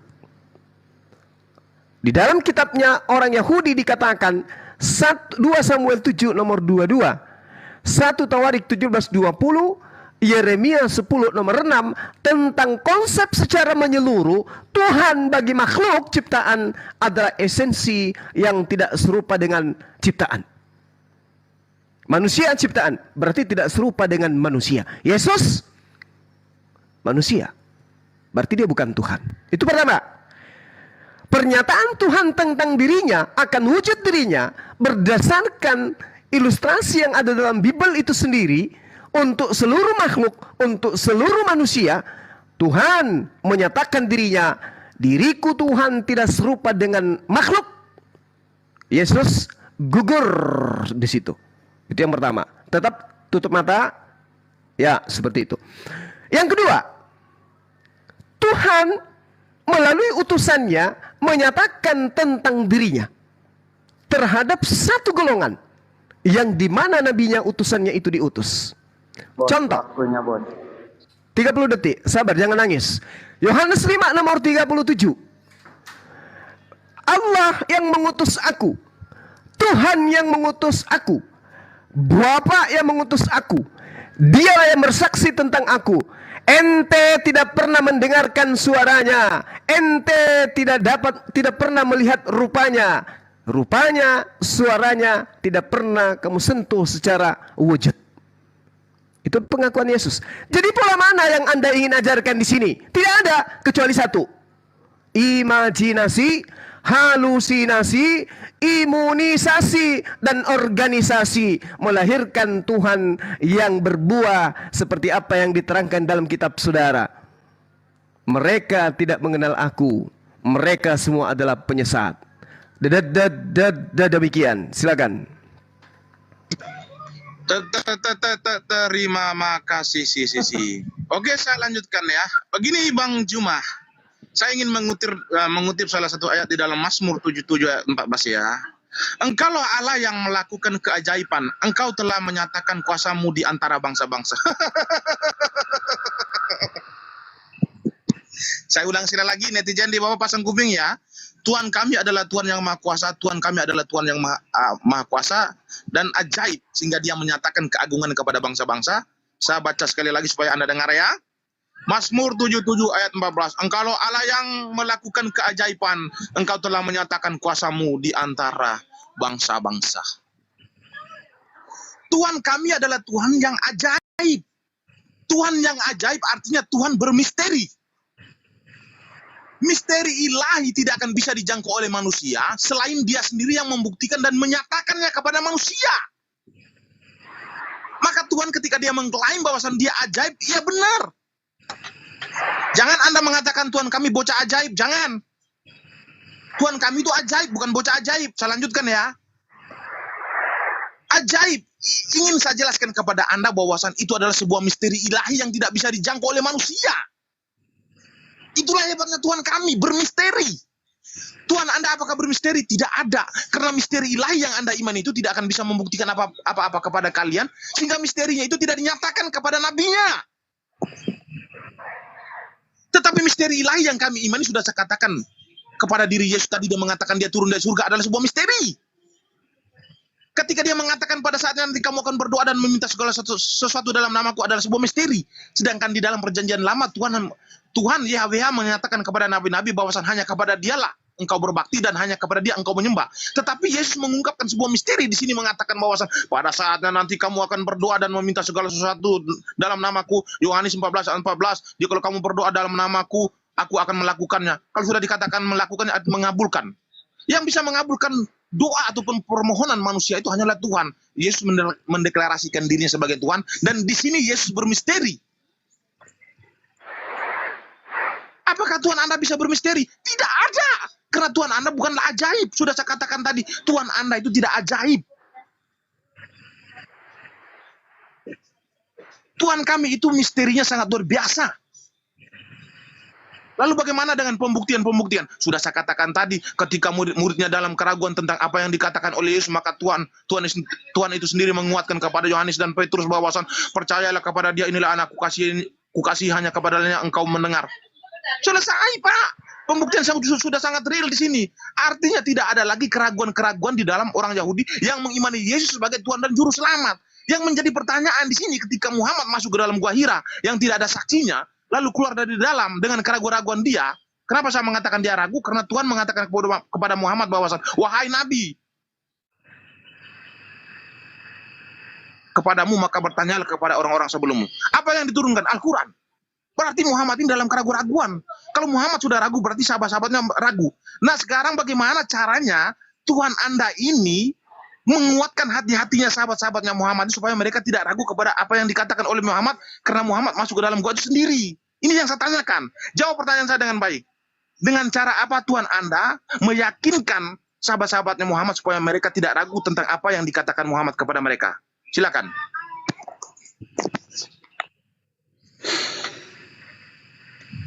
Iya. Gimana? Sekali lagi saya katakan, saudara terlalu jauh berimajinasi. Ya. Ketika kemudian Anda mengambil kitabnya orang Yahudi, Mazmur 77, engkaulah Tuhan yang melakukan keajaiban. Engkau telah menyatakan kuasamu di antara bangsa-bangsa. Kuasanya ini memang betul dinyatakan, tapi ini tidak berbicara mengenai hakikat dirinya, wujudnya. Ini berbicara mengenai keajaiban dirinya. Ini berbicara mengenai kekuasaan dirinya, bukan berbicara tentang wujud. Sementara yang kita bahas ini adalah wujud daripada Tuhan. Tuhan yang benar. Anda berimajinasi dengan mengambil kitabnya orang Yahudi. Dengan mengatakan, Tuhan saya ajaib, makanya lahir ajaib. Tuhan saya maha kuasa, makanya dia membangkitkan Lazarus. Tapi mohon maaf, itu imajinasi kebablasan. Kenapa? Yang dilakukan oleh Tuhan Anda itu adalah semata-mata mukjizat. Yang Anda tuhankan mengakui dengan mulutnya sendiri. Yang berkuasa, yang melakukan kuasa membangkitkan orang mati Yesus, yang lahir ajaib itu Yesus, tetapi Yesus sendiri mengatakan, Tuhan yang mengutus aku, dialah yang bersaksi tentang aku. Kamu tidak pernah mendengar suaranya, rupanya pun tidak pernah kamu lihat. Selesai. Seperti Yesus yang ajaib, lahir ajaib, Yesus yang membangkitkan secara mujizat Lazarus, bukan Tuhan. Karena Yesus terlihat. Selesai di situ sebenarnya. Anda saja yang kemudian berimajinasi terlalu tinggi. Mencoba mengambil narasi-narasi dalam kitabnya orang Yahudi. Tapi tidak sampai kepada poin kebenaran ketika Anda mengatakan bahwa Tuhan itu jadi makhluk. Nah, Anda bertanya tentang baginda Rasulullah Muhammad SAW. Jikalau engkau ragu, wahai Nabi Muhammad, bahwa engkau adalah utusanku, bahwa engkau adalah rasulku, tanyakan kepada mereka yang memegang kitab lebih dulu, yaitu Taurat, Zabur, dan Injil. Tetapi baginda Rasulullah Muhammad SAW sedikit pun tidak pernah ragu. Makanya beliau tidak pernah bertanya. Apakah Rasulullah ada sejarahnya bertanya kepada orang Yahudi tentang dirinya? Tidak. Apakah Rasulullah pernah bertanya kepada orang Nasrani tentang dirinya sebagai Nabi dan Rasul? Tidak. Artinya beliau tidak pernah ragu. Apa yang didengarkan, apa yang dilakukan. Iqra bismi rabbikal ladzi khalaq bil bayyinati waz zubur wa anzalna ilaika dzikr litubayyana linnas. Engkau kuutus membawa Al-Quran kepada seluruh umat manusia. Apakah beliau kemudian tidak melakukan? Beliau melakukan. Apa sebabnya? Karena beliau tidak ragu. Sebenarnya ini ayat adalah ayat sindiran kepada orang-orang terdahulu. Kenapa? Bagaimana mungkin utusanku bertanya kepadamu, di mana kamu sudah merubah-rubah firmanku yang datang kepada kalian? Itu jelas dikatakan di dalam Al-Quranul Karim surah Al-Ma'idah. Mereka berubah-ubah kitab itu. Ada juga diterangkan di ayat lain. Ya ahlal kitab lima talbisunal haqqa bil batil wa taktumul haqqa wa antum ta'lamun. Wahai ahli kitab, mengapa engkau mencampur adukkan antara firmanku dengan karangan-karangan manusia? Seperti itu adanya, ya. Jadi saudara, ketika Anda mengatakan Tuhan itu imajinasi dan seterusnya, Yesus itu manusia, tetapi karena Anda adalah makhluk yang penuh dengan imajinasi, maka manusia Yesus pun Anda anggap sebagai Tuhan. Tolong sadari itu. Silakan. Ya baik, terima kasih atas wawaran Bang Juma ya. Karena memang bos ini adalah debaters yang sangat handal. Saya rasa mungkin tidak akan bisa menandingi debaters meme bos ya. Oke, saya lanjutkan. Ini adalah sebuah klaim dari saya. Maaf ya, ini klaim. Hasil imajinasi saya, maka saya mengklaim bahwasan saya adalah seorang debaters yang handal. Saya akan lanjutkan paparan saya. Ketika Anda menuduh bahwasan di dalam Yohanes 5 ayat 37, Yesus mengatakan suara Tuhan tidak bisa didengar. Yang dimaksud suara Tuhan di situ tidak bisa didengar, jikalau kamu tidak percaya bahwasan Yesus adalah utusannya. Tetapi jika kamu percaya bahwasan Yesus adalah utusannya, kamu percaya bahwasan Yesus telah turun dari surga, kamu percaya bahwasan Yesus adalah anak Allah, kamu percaya dengan perkataan-perkataan Yesus bahwasan kamu akan berdoa dalam nama Dia, maka kamu akan mendengarkan suaranya, yaitu di Yohanes 5 ayat 38-nya. 37-nya mengatakan demikian, tetapi jawabannya di 38. Kalau Yesus mengatakan suara Tuhan tidak bisa didengar, maka akan menjadi kontradiksi dengan perjanjian lama ketika Tuhan berbicara dengan nabi-nabi secara langsung. Seperti di Keluaran 3 ayat 1 sampai habis, Keluaran 19, atau di zaman Abraham, Yesaya, Yeskiel. Tetapi tidak untuk itu. Yesus tidak berkontradiksi. Karena dia mengatakan bahwasan jikalau kamu tidak percaya bahwasan aku adalah dia, kamu akan mati dalam dosamu. Kalau kamu tidak percaya bahwasan aku adalah dia, kamu tidak akan pernah mendengar suara Tuhan. Tetapi kalau kamu percaya bahwasan aku adalah Mesias itu, maka kamu akan mendengarkan suara Tuhan. Itu jawabannya di Yohanes 5 ayat 38-nya. Sekali lagi saya ingin mengatakan kepada kalian bahwasan saya ingin menegaskan sekali lagi bahwasan orang Kristen juga mengimani bahwasan Tuhan itu tidak bisa dijangkau oleh manusia, tetapi dengan kemahakuasaan dia bisa berinkarnasi ataupun berteofani menjadi makhluk, karena dia adalah Tuhan yang ajaib. Tuhan Anda bukanlah Tuhan yang ajaib, karena di dalam Al-Quran saya tidak pernah menemukan bahwasan Tuhan Anda adalah Tuhan yang ajaib. Berbeda jauh sekali. Tuhan yang benar-benar Tuhan dengan Tuhan yang bukan benar-benar Tuhan ini di sini kita bisa membedakan. Tuhan yang benar-benar Tuhan adalah Tuhan saya yang bisa membuktikan perkataannya. Tetapi Tuhan yang bukan benar-benar Tuhan adalah dia tidak bisa membuktikan perkataan. Kenapa dia tidak bisa membuktikan perkataan? Karena memang hasil imajinasi manusia. Saya memberikan satu analogi kepada Bang Juma supaya Bang Juma paham. Saya bisa menciptakan Tuhan. Saya membalikkan keadaan bahwasan bukan Tuhan lagi menciptakan saya, tetapi saya bisa menciptakan Tuhan dengan mengatakan saya bisa masuk ke dalam gua, saya membawa pena satu, lalu membawa buku satu, saya berimajinasi tentang Tuhan di situ, lalu saya berimajinasi, lalu saya bernarasi tentang Tuhan, bahwasan Tuhan itu adalah Maha Pencipta, Maha Segalanya, Maha Kuasa, namanya ada Ariel Peter Pan, lalu saya mendokumentasikan menjadi sebuah kitab, lalu saya wartakan kepada orang-orang. Bisa saya lakukan itu, bisa saya ciptakan. Saya bisa menciptakan Tuhan. Maka itu ketika orang-orang menuntut kepada saya, buktikan kemahakuasaan Tuhan Anda yang Anda wartakan kepada kami. Modar, nggak bisa. Ya karena memang Tuhan itu hasil imajinasi saya, makanya saya tidak bisa membuktikan apa-apa kepada mereka. Tetapi tidak untuk Alkitab, sudah saya jelaskan dari tadi bahwasan Tuhan Alkitab adalah Tuhan yang ajaib, bermisteri. Misteri ilahi yang sangat kuat di dalam Alkitab, yang tidak bisa ditandingin oleh Al-Quran. Biar teman-teman paham. Saya ingin bertanya sekali lagi ini yang keempat kalinya. Di dalam Alkitab ketika perkataan Yesus murid-muridnya meragukan, maka Tuhan sendiri datang menguatkan mereka dengan membawa dua saksi, yaitu Yohanes dan Petrus, dengan mengatakan, inilah anakku yang kukasihi, hanya kepadanya lah aku berkenan. Nah sekarang pertanyaan saya, dengan cara apa supaya sahabat-sahabat Muhammad ini yakin bahwasan Muhammad itu di dalam bertemu dengan Jibril? Dengan cara apa Tuhanmu itu menguatkan sahabat-sahabatnya ini? Kenapa dia harus menguatkan? Karena memang Muhammad dalam keraguan-raguan. Pertanyaan saya, dengan cara apa? Kalau di Alkitab sudah sangat jelas Tuhan sendiri menguatkan hati Petrus dan Yohanes. Nah, sekarang di sini dengan cara apa supaya sahabat-sahabatnya Muhammad ini percaya bahwasan Muhammad ini masuk ke dalam gua ini benar-benar berbicara dengan Jibril? Dengan cara apa? Silakan. Sebentar, Bang Juma di situ mau maghrib gak, Bang? Kalau Iya, mau maghrib 5 menit lagi. Oh iya, nanti Abang closing 5 menit dulu ya. Nanti itu bos memang 5, nanti disambung lagi ya. Gitu ya. Iya. Oke, lanjut Bang. Iya, baik.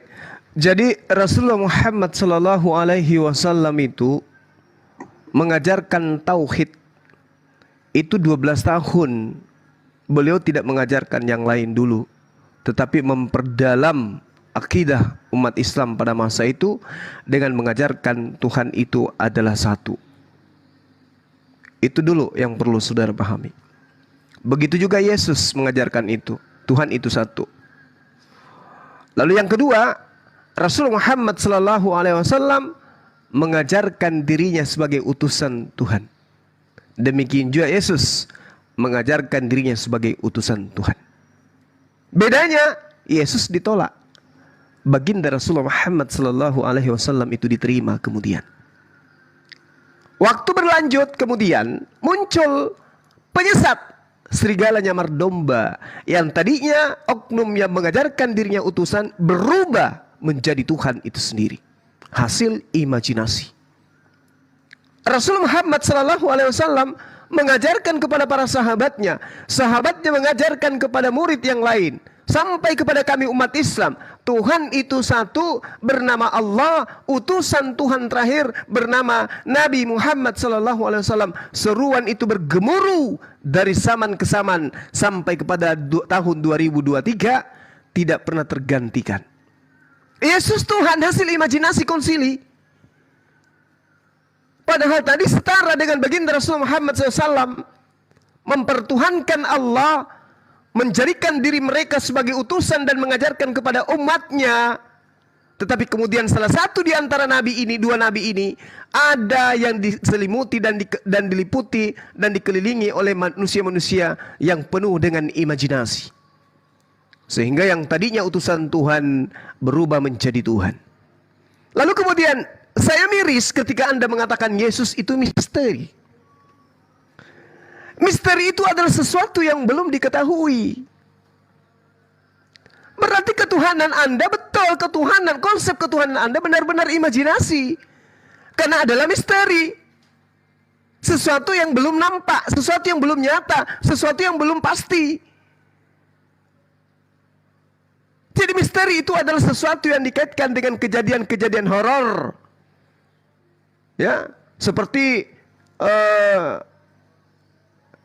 keberadaan monster di laut atau manusia raksasa, atau seperti hilangnya kapal-kapal dan pesawat katanya segitiga Bermuda, itu misteri itu. Yesus manusia, Maria menghamilkan Tuhan pencipta dan bumi, Yesus mati bangkit dari, itu misteri, memang betul. Cerita-cerita yang belum diketahui dengan pasti apakah itu betul atau tidak. Konsep Tuhan tidak begitu, Bung. Tuhan itu absolut kebenarannya. Tidak bisa kemudian misteri Tuhan itu. Absolut keberadaannya. Makanya kami umat Islam bersaksi tidak ada Tuhan selain Allah. Saksi loh. Berarti bukan misteri. Kami sudah pastikan, makanya kami bersaksi tidak ada Tuhan selain daripada Allah. Bukan misteri. Tuhan Anda misteri. Aduh, sudah dia imajinasi, misteri pula. Kena saudara. Ya, kena saudara. Jadi itu cerita, laksana cerita Kerasakti, laksana cerita Maling Kundang, laksana cerita Hercules, artis itu misteri semua tuh. Misteri semua. Tapi kalau berbicara mengenai Nabi Musa, berbicara mengenai Nabi Ibrahim, Abraham, Daud, itu bukan misteri. Itu adalah sejarah absolut yang betul-betul terjadi. Ketuhanan Anda, ketuhanan Yesus Anda itu ternyata misteri. Wow. Saya kira begitu untuk sementara dari saya sebagai penutup ya. Di sini sudah mulai azan. Kiranya apa yang menjadi pilihan saudara dalam materi ini, Anda bisa renungkan kemudian bahwa Tuhan Anda adalah Tuhan hasil imajinasi konsili dan imajinasi umat Kristen itu sendiri mempertuhankan anak Maria itu sebagai Tuhan, di mana justru anak Maria ini mengajarkan dirinya adalah utusan Tuhan kepada Bani Israel. Demikian, salam tauhid, salam satu Tuhan. Assalamualaikum warahmatullahi wabarakatuh. Takbir. Oke, terima kasih Bang Juma. Saya closing dulu Bang Juma ya. Waalaikumsalam warahmatullahi. Oke, saya closing dulu ya. Ya, silakan. Jadi saya ingin mengutip salah satu daripada Alkitab, yaitu di Ayub 5 ayat. Masuk sholat maghrib. Iya Bang, itu Erik nanti yang lanjut. Iya, saya closing ya, boleh moderator ya, closing dulu ya. Iya. Oke, baik Mil. Saya mengutip daripada salah satu Alkitab, yaitu Perjanjian Lama di Ayub 5 ayat 9 ya. Ini tolong teman di bawah dengar baik-baik apa yang saya bacakan ya. Ia melakukan perbuatan-perbuatan yang besar dan yang tak terduga, serta keajaiban-keajaiban yang tak terbilang banyaknya. Ini menghancurkan ketika Anda mengklaim bahwa Tuhan Anda Maha Kuasa. Luar biasa ya, saya katakan kepada Anda, dan saya ingin membacakan kembali kepada Anda. Ayub 5 ayat 9. Ia melakukan perbuatan-perbuatan yang besar dan yang tak terduga dengan menjadi manusia. Tanpa terduga-duga, dia melakukan sebuah kebesaran menjadi manusia. Itulah hebatnya Tuhan kami, bro. Saya sudah katakan dari tadi, jangan pernah menandingi Tuhan yang ada di dalam Alkitab dengan Tuhan yang ada di dalam kitab Anda. Jadi kalau Anda tandingi, maka saya katakan perbedaan seperti bumi dan langit. Tuhan kami itu melakukan berbagai macam keajaiban-keajaiban menjadi manusia, menjadi awan, menjadi api, untuk menunjukkan ekstensinya sebagai Maha Kuasa terhadap manusia. Manusia punya akal. Bagaimana mungkin kita harus percaya kepada seseorang hanya masuk ke dalam gua? Bagaimana mungkin kita hanya percaya kepada seseorang yang naik ke atas gunung Sinai? Itu tidak mungkin. Bagaimana mungkin kita percaya kepada seseorang yang mengatakan dia turun dari surga, Yohanes 6? Bagaimana mungkin? Kita percaya begitu saja kepada Yesus. Dia mengatakan, aku turun dari surga. Aku dan Bapakku adalah satu. Tetapi untuk menguatkan kita harus Tuhan itu sendiri dengan mengatakan kepada orang-orang yang menjadi saksi bahwa Yohanes dan Petrus menjadi saksi. Inilah anakku yang kukasihi, hanya kepadanya lah aku berkenan. Dengarkanlah dia. Ini adalah salah satu bentuk penguatan dari Tuhan kepada manusia yang punya akal. Kalau manusia yang tidak punya akal itu imani saja. Ketika seseorang masuk ke dalam gua mengklaim bahwasan dia berbicara dengan Jibril, dia menerima wahyu Tuhan, lalu dia keluar menyampaikan kepada orang bahwasan saat dia berbicara Ayub dengan berapa tadi, Bos? Ayub berapa? Jangan potong, bro. Ayub berapa? Jangan sakit. Ayub berapa? Bentar, Ayub jangan berapa? sakit. Iya, Ayub berapa? Moderator. Ini mengganggu nih moderator. Ayub berapa? Ayub berapa? Bang Zuma sudah tidak. Jangan. Bang Zuma lagi sholat. Moderator ini mengganggu nih moderator ini. Tunggu, iya Ayub berapa? Ayub berapa? Biar kita baca sama-sama. Itu nggak apa-apa, Bang Jome. Ayub 9 nomor. Ayub 5 ayat 9. Jadi janganlah motong-motong kayak gini. Masa giliran Bang Juma kalian diam, giliran saya kalian mengganggu kayak gini. Ya lanjut Bang, lanjut. Cuma nanya. Jadi saya peringatkan kepada kalian sebagai debaters Muslim, jangan pernah menantang Meme Bos. Mulai sekarang dan sampai selama-lamanya, jangan mencoba untuk menantang saya karena saya akan menjungkir balikkan semua narasi-narasi Anda. Jangan. Ya, itu mulai sekarang hormatilah Meme Bos adalah debaters andal dari Kristen dan akan menjungkir balikkan kalian. Bukan gitu. Anda jangan mendoktrin di sini. Tidak ada ajaran para nabi mengajarkan umatnya itu Tuhan jadi manusia. Kenapa Ayub tadi Anda Moderator udah. Enggak, datanya di mana? Anda salah Bang Meme Bos. Bang Juma, terima kasih, mohon izin ya Bang Juma ya. Terima kasih. Biar buat teman-teman yang Muslim di bawah, saya minta maaf kalau seandainya saya telah menyakiti hati kalian, tidak ada niat saya, tetapi di sini hanya sekedar untuk berdialog. Saya minta maaf sebesar-besarnya kepada teman-teman yang di bawah, ya khusus beragama Islam dan juga yang ada di atas Komal. Terima kasih Bang Juma, izin. Bos Babe mau kemana? Ayub 5. Ayub mengajarkan Tuhan jadi manusia, di mana datanya? Nggak ada kok. Kacau. Bang Nela, selamat sore. Iya, malam. Selamat malam. Malam. Selamat malam untuk Papua. Oh, Papua ya malam ya. Oh, Papua udah malam ya. Ya. Ini saya paling suka ini. Saya paling suka ini Bang Zuma ini. Wah, paling suka kebanyakan baca Alkitab ya. Bagus. Bang Nelas dari Kristen, Katolik apa Protestan? Saya bisa Kristen, bisa Muslim, bisa Katolik. Karena di Papua ini kan toleransinya tinggi. Oh gitu. Satu rumah ada 3 keluarga. 3-nya agamanya beda-beda.